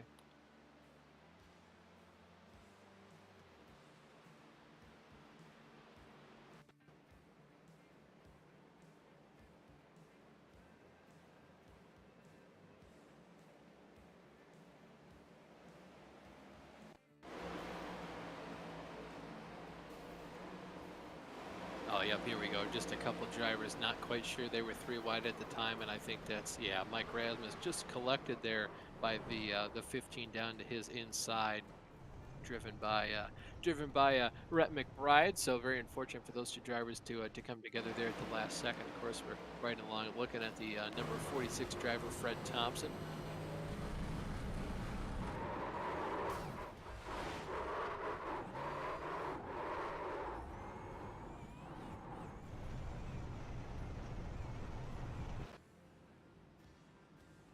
A lot of these drivers, fortunately, escaping the calamity from that wreck, of course, happening just at the rear end of the field. As we get now, we're on lap 87 as we cross the start-finish line. One more time, you see Mike Rasmus all the way down on the inside of the track and then hard into the outside wall. Looks like he's probably just trying to avoid some drivers there, unless he was spun in that wreck. And you know, like we said before, JR, once you're on that grass, you're kind of just along for the ride. Yeah, you absolutely are. There's very little that you can do, especially at these speeds, to try to get the car slowed down. And yeah, you're just along for the ride and kind of go wherever the car takes you. But I will say, we know that this race will only go 100 laps long, Austin. So there will be no green, white checkers. Whatever happens at the end happens. And we noticed on that last restart, the guys up front, the top 2, try to stay together, but everybody behind had a different plan, and they kind of went for it. And it paid off for John Wilco there. Even though he went to the inside line that wasn't preferred and probably wasn't going to work out, the caution came out while he was in the lead. So I think you may see some guys try to make some big moves, because you never know when the caution's going to come out. If it comes out and you're in that right spot, you could inherit the lead, and that may be all that you need to pull off the win here. Yeah, for sure. It's a really good point you mentioned that. I touched on it just before we went to caution there. And like you say, if you make a move at the right time and get a run, even though you could make the move down to the inside and it wouldn't work out if we stayed green, if the caution comes out at the exact right time, you kind of just inherit the lead. And that could be the race-winning move, especially depending on, you know, when the final caution comes out. If we are, you know, inside 3 to go, that's going to be the race. You know, there is nothing else. And we do have a couple drivers who are a lap down, so we'll have some lucky dogs going on. So these cautions are going to be a little bit longer than they would normally be if there weren't any, for instance. Absolutely. So, you know, like you said, we're, I think, down to 12 laps to go here. We get down to 4 laps to go. That's probably going to be the race. So I think you're kind of racing to that point. Anything further is kind of a bonus for you to kind of continue to try to move forward. But I think you're kind of racing to that 4 lap to go mark and trying to get yourself into position to be the leader. Yeah, for sure. And after that, you kind of just go for the lead any chance you can, because, you know, unless we get to the white flag to go part, you know, that's the only time you're guaranteed to finish the lap before the caution comes out, and of course effectively just ends the race. So you kind of just have to make any sort of move for the lead that you can. White's finally out atop the iRacing pace car as he brings the field down the backstretch. And JR, like we mentioned, pay window's opening soon. Yeah, it absolutely is. And anytime you put money or a trophy in front of a driver, it's going to change their mindset and the way that they get aggressive behind the wheel. So this is going to pick up a lot more, I think, than what we've seen. The intensity is going to be a lot higher. So these guys are ready to go for it. And odds are we're probably going to see a few more cautions, and it's going to come down to the guys that make the right moves at the right time. For sure, I wouldn't be surprised at all if we had at least another 2 cautions to go before the end of this race. Your top 5 currently: Wilco, Rasmus, Franks, Pelletier, and Krahula. Rounding out your top 10, going to be Rick Thompson, Chad Mikas, Tyler Graff, Cohn, and Carroll in that number 27 car. So iRacing pace car about to make the hard left turn down pit road, give command of the field over to John Wilco from Johnson City, New York, like we just mentioned before. You can see waiting, finally puts his foot down in the lard pedal. You can see those RPMs jumping up. He finally shifts gears from second through third, barely up into fourth as they go ahead and head down into turns 1 and 2. You can see just that 3 to 4 shift right as we ride along with him. Just behind him, though, if we could get the blimp shot again, you can see that number 68 car, Mike Rasmus, leaves him out to dry. We'll see who the 7 car picks up. John does not elect to go slam the door on that 7 car of Franks. You can see the 56 just behind these guys at Pelletier. Looks like he's going to go down to the inside too. Switches back to the outside right now of Wilco to see if he can make up that position. Is going to be clear as they head down into turns 3 and 4. Not quite, though. Looks like he's going to be able to get that run as Wilco as they head down into turns 3 and 4. Currently, it's Rasmus, Franks, Wilco, Pelletier, and Krahula just behind these guys by about 3 or 4 car lengths. Absolutely. Wilco trying to get the momentum going back again. It looks like he's kind of stalled out a little bit, decided to run in line there, but Pelletier is going to have a big run coming here as he has Krahula coming up behind him. Yeah, Mikas and Graff trying out that outside. You see Pelletier jumps to the outside of Wilco. He's going to try to get that outside going. Going to gain a spot or 2, hoping for the caution to come out right here. He isn't going to have one, though, unfortunately for him, but he is going to have some help in the next couple corners or so from Mikas and Graff. And you can see now the 7 car, Franks, comes up to the top. Yeah, Franks with a big move there, understanding that outside line was coming. He moved up in front of Pelletier. Now he has the push from behind. I think, it looks like he moves down to the inside just a little bit from that push. Big wreck. Oh, great call there, JR. Huge wreck behind these drivers just before we got the 10 laps to go. Marty can see a ton of drivers. You can see Wilco, one of them, Graff, one of the drivers who was the original one to start on the outside lane there for this most recent green flag run. You can see Michael Stroll looks like he makes it through. Rich and Jetty making it through cleanly. Be interested to ride on board with those guys to see if they did make it through and kind of get an onboard to see him just kind of thread the needle through there.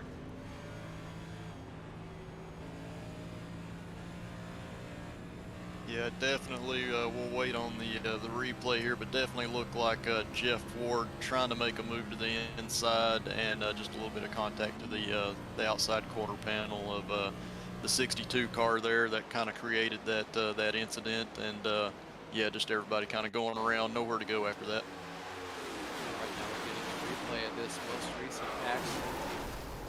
Let's see.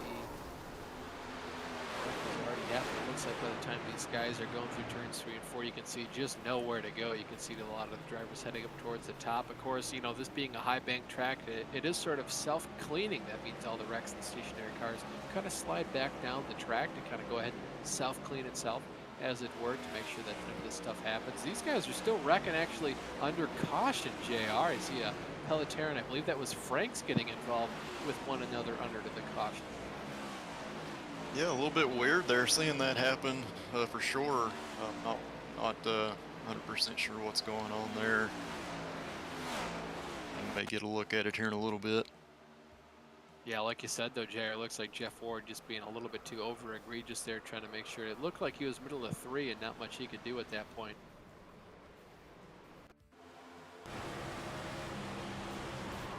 Yeah, definitely not. And again, the runs happen so fast here. It looks easy on replay, and you can say, oh, clearly you should have done this or should have done that. But the runs happen really quick. You have split-second decisions that you have to make, and things from inside the car look different than they do outside the car. So definitely a little bit of a bad move, but that definitely was probably nowhere to go on his part. Just kind of happened, and couldn't check up in time. Yeah, for sure. Just to update you folks at home on what JR and I were talking about, is the leaders kind of got into it with each other under the caution laps. It looks like Chris Lanini in the number 92 car was kind of stationary on the bottom of the track just outside of turn 4 as you go onto the front stretch. It looks like he was stationary. And then the leader there, Pelletier, just kind of didn't notice that he was stationary, made contact with him, forced the 56 up at the outside wall, and I think, Frank's just a little bit following a little bit too close to go ahead and check up before they made contact, and those two kind of got back into it. But of course, the self-healing cars means by the time the caution is over, these guys should be back to full speed, no damage at all. We looks like we're going to get a replay of this going. Yeah, you can see there's Chris on the inside who just barely makes contact with the 56 of Pelletier, and of course Frank's nowhere to go. But no, nothing too big to go on about it, of course, because these cars are self-healing, so you will see that the hood kind of come down before we get back to green here. I will say, Austin, race controls actually changed this race back to double file restarts. So this is going to be extremely interesting. Maybe our last restart of the race here, and looks like our leader Pelletier is deciding to take that inside line. Could very well be. Race admin Scott Eckrich, of course, changing the restarts back to double file. So going to go ahead and liven up the next couple of restarts for us. I think this is going to have to be the final restart, JR. I think after this point, unless the caution comes out immediately, I don't think we're going to get another one if it isn't just a one-lap shootout to finish this thing off. Yeah, absolutely. So you see in third and fourth place, we have Krahula and Rasmus, and I think those guys are going to be big deciders here on what happens.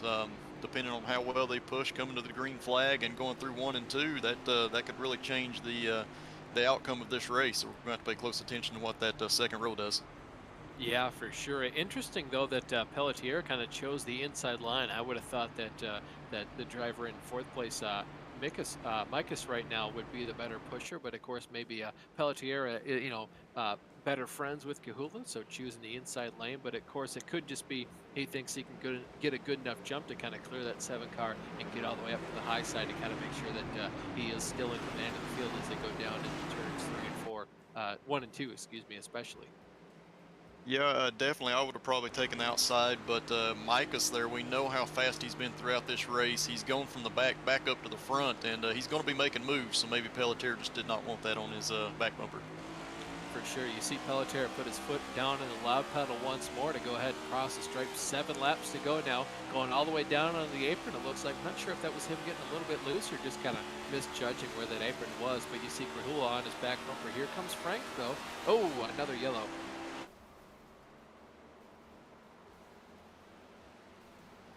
Yeah, we'll have to wait and see what that was for.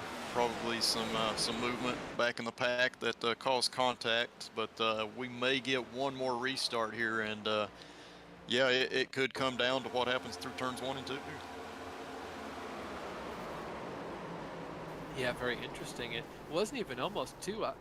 I think at that point, if you're the leader, you just get as good a start as you can. It doesn't matter where your help comes from, or if you have any, you kind of just want to make sure that you're in command of the field before the caution comes out. So we'll have to see what happens for the rest of this race, but we are going to get, I think, only one more restart, unless, of course, the caution happens almost immediately like we just saw right here.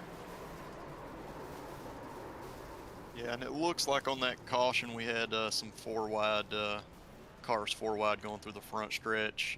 Extremely hard to get around this place 3 wide. 4 wide is nearly impossible. So just incidental contact that created a mess there. Yeah, it's a good thing you mentioned that too, JR. 3 wide is doable, very, very sketchy. 4 wide works for about a couple feet before you make too big a contact with the driver to either the right or the left or the outside wall, and then it's just a chain effect after that, and you're going to have a lot of wrecked race cars. Definitely going to have a lot of wrecked race cars when you get that 4 wide action going. You often see guys that are lucky getting through an incident, but when they're 4 wide, there's pretty much nowhere to go except for the apron, and usually when you get down there, the car gets out of control on you. So yeah, just not a good deal at all. But I think probably the big loser in that incident is probably going to be Pelletier there. Yeah, for certain. We'll have to see what goes on the rest of the way here, but we are under caution for the 15th time with about 5 laps to go. we go ahead and re-rack, restack the field, currently the top 5, Pelletier, Franks, Krahula, and Micus. So not really any change in terms of position. So these guys are going to get a second chance, a redo, if you will. So maybe we'll see that top lane gets a little bit more organized immediately. We might see that Pelletier decides to take the outside, wants to get a push from Micus instead of Krahula, but worked out pretty well for him that time. So I assume we won't see too much of a change from him. Yeah, I would probably expect the same. He's probably going to stay with Krahula. Kind of knows what to expect on that restart there. Obviously, Pelletier would like to have seen a few more laps go by before the caution comes out, but I mean, we're only going to get a couple to go when we go green here. Probably, I don't know, it looks like the lights are off. Probably going to get about 3 to go as we come to the flag here. Yeah, for sure. I think we're going to get 3 to go once we take the green flag, and then after that, as soon as there is a caution, the race is kind of just then whoever is in command of the field at the time of the caution. So we'll see. We'll have to see who that is when that happens. But of course, you know, if you're Pelletier, you kind of just want to make sure you're out in front the whole time. And if you're any of these guys in the second row, you kind of have to make it 3 wide if you want anything to do with it, unless of course the inside line or outside line kind of gets a huge jump and then momentum shifts to the other line and they go out to block it and then leave the driver that started ahead of them kind of out to dry. But you see one driver diving down towards pit road. It's going to be the number 42 car of Galvin. Nope, it fakes out the field. Almost got me as well there. So trying to make sure he faked out the field, but of course it's going to stay out. And you see that number 88 car there of Stroll did a fantastic job in the early parts of this race. You can just see textbook fake out there. Really turned the wheel hard, kind of got that dust up going on the apron there up in the air. But back to Stroll, did a fantastic job in the earlier parts of this race. Was one of the drivers who was kind of forced to pit. Once we got to the first major fuel stop where you're kind of, if you don't pit, you run out of fuel on the racetrack, race his way all the way back up to the front of the pack, and just cautions and fuel strategy didn't quite play his way, but I wouldn't say he's out of it yet. This is of course a plate race, restrictor plate race, and you can have a run come from almost anywhere. If there is a wreck in the front of the pack and he's one of the only drivers that makes it through it, or one of the first ones, he's still very much in contention.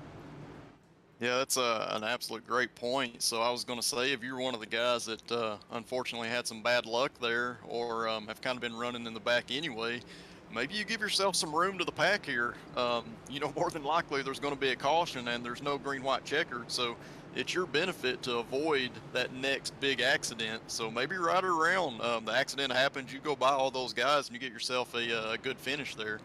At the same point, I want to give a shout out to our 3 of our biggest movers are in those top 4 spots right now. You got Pelletier leading the race up 34 spots. Jason Franks up 23 in second place.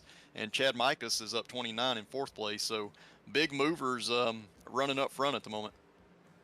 Yeah, you can see that battle on the lower right-hand side of your screen, the battle for first, and of course their overall change for position. iRacing pace car makes a hard left turn down pit road.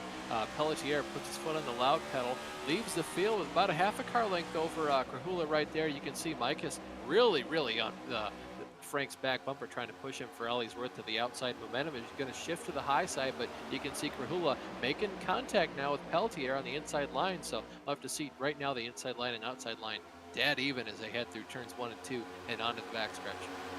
Definitely inside line kind of forming up a little bit better. They're staying closer together, but now that outside line's getting that run and they're starting to push forward. Micah's doing a great job staying on that back bumper of Jason Franks.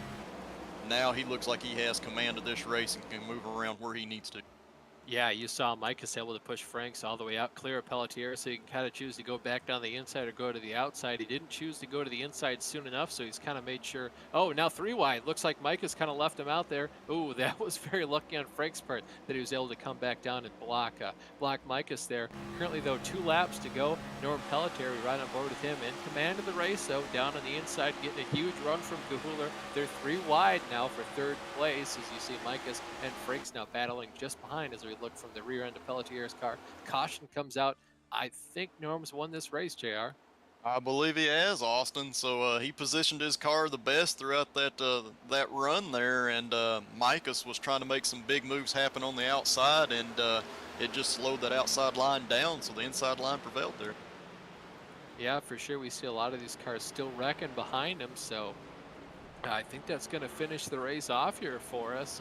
Currently, the top 5, if they finish how they were when the green flag came out, is Pelletier, Krahula, Rasmus, and Mikas, followed by Frank's going to round out your top 5. We will, of course, get you the entire finishing order. They're still wrecking all the way onto the front stretch.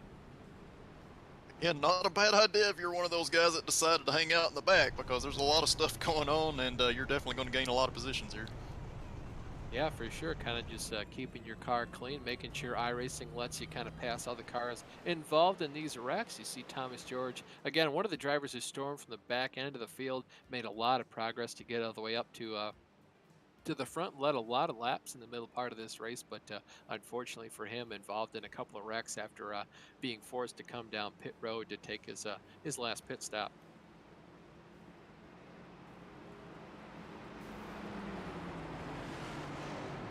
Yeah, A white so flag. yeah, this is the white flag, and Austin, your winner tonight's going to be your biggest mover. Yeah, it's crazy. Doesn't happen very often, but of course anything can and will happen on these plate tracks. The white flag falls on Norm Pelletier. Soon to see the checkered flag as we're on the final lap here. We are going to get a replay of just what won Norm the race here, and you can see the caution happens just behind these guys in the middle of turns 1 and 2, very much in the back end of the pack. So unfortunately, we couldn't see these guys race back to the checkered flag here, but Norm's going to cross it right here and win the race.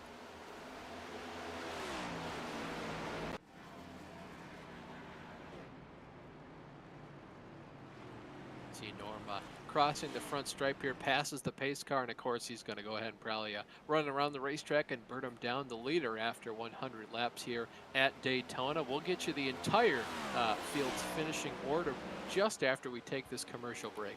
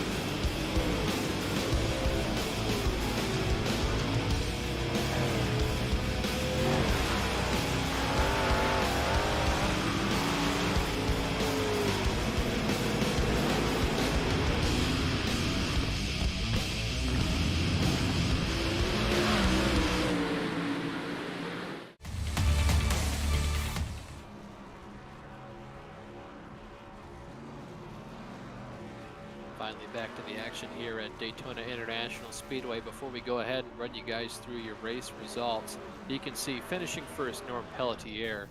In second was James Krahula. Rounding out your podium, Mike Rasmus. Chad Mikas finishes fourth with Jason Franks in fifth. Michael Stroll finishes sixth, followed by Travis McQuestion in seventh. Drew Carroll, Woody Mahan, and Derek Paulson are going to finish 8th through 10th, with Jeff Ward in 11th. Rich Jetty finishes 12th, followed by Chris Lanini in 13th. Michael Krobach finishes 14th, followed by Tyler Graaff in 15th. Jonathan Cadell finishes in 16th, followed by Brett McBride, in 17th, and Cal Filarski in 18th.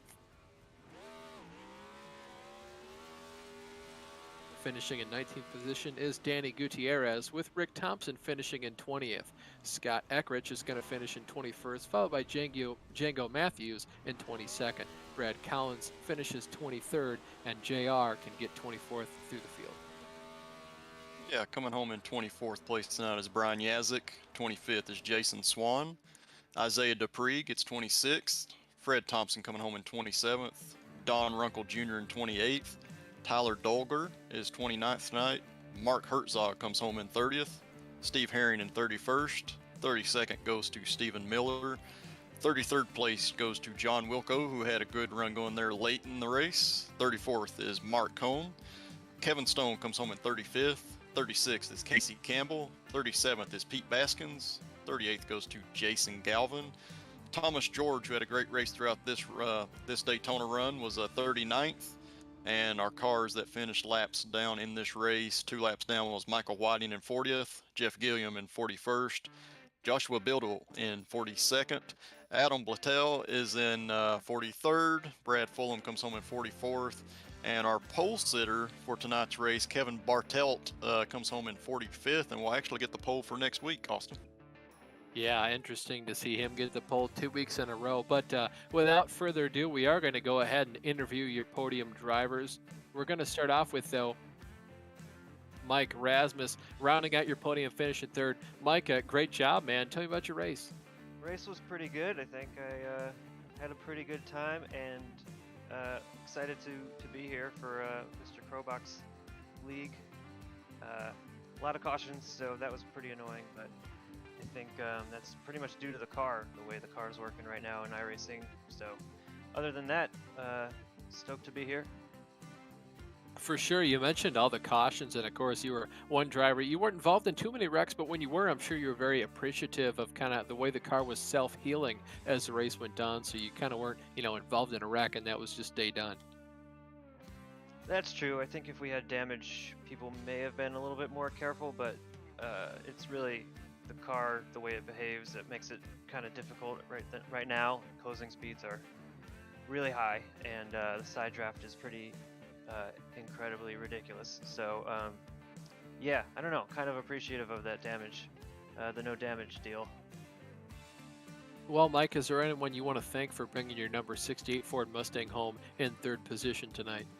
Yeah, my GRAAFix LC team, Tyler Graff, who did my paint scheme, and Krobach, who runs this league, and thanks to you guys for the broadcast. Well, congratulations on your podium here, Mike. Thank you so much for your time. I think JR has caught up with James Krahula, who finished in the 2nd position. JR? I have, Austin. James, congratulations on that 2nd place run tonight. You moved up 12 spots in this race. Talk us through your run and, trying to get accustomed to this new car.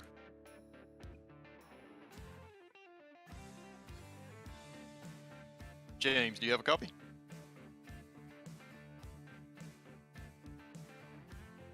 Well, Austin, I think we've got some technical difficulties with our 2nd place finisher. We may have to go ahead and interview our winner tonight. I think we will. I've caught up with our winner tonight, Norm. Hey, Norm, you got a copy? Oh, I hear you, boys. Hey, that's what we like to hear. Fantastic job, man. You really in command of this race for, all the laps you needed to be. You did a great job moving up through the field. JR mentioned you were the biggest mover, and you still won the race. How does it feel, man? Oh, I'm pumped. That was awesome. I haven't, like most of the guys out here, I haven't run a lot of laps in these cars. Didn't know how it was going to drive on the Super Speedway, but I liked it a lot. For sure, we kind of saw you guys have to re-rack and restack a couple times before the the final restart. Were you kind of trying to mix it up to make sure that drivers couldn't anticipate, or is it better to make sure that everyone knows what you're going to do so you're not really a couple car lengths out ahead of the pack and you kind of just get caught freight train? It was tough when we went single file for the single file restarts. Being up front was really tough. The 68 and I were working good together for a few laps there. And then we got a bad restart up front. Seemed like everyone else behind us kind of held back a little bit. And they were able to get a huge run on us. So the single file really allowed them to get runs. Double file, I feel like, was more manageable. The high line came in. Luckily, they got shaken up with 2 or 3 to go there. And James and I were able to push ahead of them. For sure, yeah. We saw you kind of choose the inside versus the outside. Was it you knew James more, or was he just a better pusher in your book? I definitely trusted James more than the guys on the outside. I knew the outside, everyone was going to try to go 3 wide. So the inside I felt like was more safe and more manageable. The outside I think was definitely faster, but possibly less likely to hold that. And you'd have guys attacking you from all angles up there. And James messaged me with, I believe it was right before the last restart, and he said, hey, just do what you did last restart. I'll push you as far as I can. I said, 10-4, buddy. I'm going for it. Very good to see the kind of camaraderie between you drivers out there. Well, Norm, is there anyone you want to thank for bringing this home in victory lane today? I specifically want to thank the PGRL guys. All the guys running this league I've known for years. James, Brian, Michael, all the LPM guys. I've raced with them for so long. They pushed me. Actually, the LPM guys pushed me to my last win. So I was happy to have them do it again here, although James isn't necessarily affiliated. We're all good buddies, and we were all really looking forward to racing together. And I also want to shout out the Circle Jerks podcast. Check us out. I unfortunately missed the podcast tonight because I decided pixel racing was more important, and apparently it was. For sure. Well, I'm sure they can't be too disappointed in you for going ahead and giving them such great TV time here tonight. Norm, thank you so much for coming up here and speaking with us. Congratulations again. Hey, thank you guys, and the stream looks awesome. I can't wait to go back and watch it all. For sure, brother. Take it easy. You too. That was Norm Pelletier, your winner tonight in the number 56 Chevrolet Camaro, doing a great job to bring it home P1 at Daytona International Speedway. JR, any thoughts from this new car? Yeah, definitely the new car is going to take some adjustment and getting used to. We saw tonight a lot of guys trying to figure it out and ultimately causing a lot of cautions for that reason, just because of the way this car drives. But I expect better racing moving forward as we get away from this this plate style of racing, and I believe next week will be at California Speedway, so should put on a good show there. For sure, as JR just mentioned, the next PGRL broadcast here on the Virtual Grip Network is going to be next week, Tuesday, February 22nd from Auto Club Speedway. We're going to be going live at 8:50 p.m. Eastern Time. You can see the schedule for the rest of this 2022 season course up on your screen right now for Season 1. The next broadcast here on the Virtual Grip Network is going to be tomorrow, February 16th for Coast to Coast Racing League's Hometown Heroes from Volusia Speedway. I'll be live with Kenny Kibbe at 7 p.m. Eastern Standard Time. I've been Austin Belke. We just heard from J.R. Shepard. We had John Hine down on pit road tonight. In the production booth was Trevor Greenfield. Thank you so much for watching. This has been a production of the Virtual Grip Network.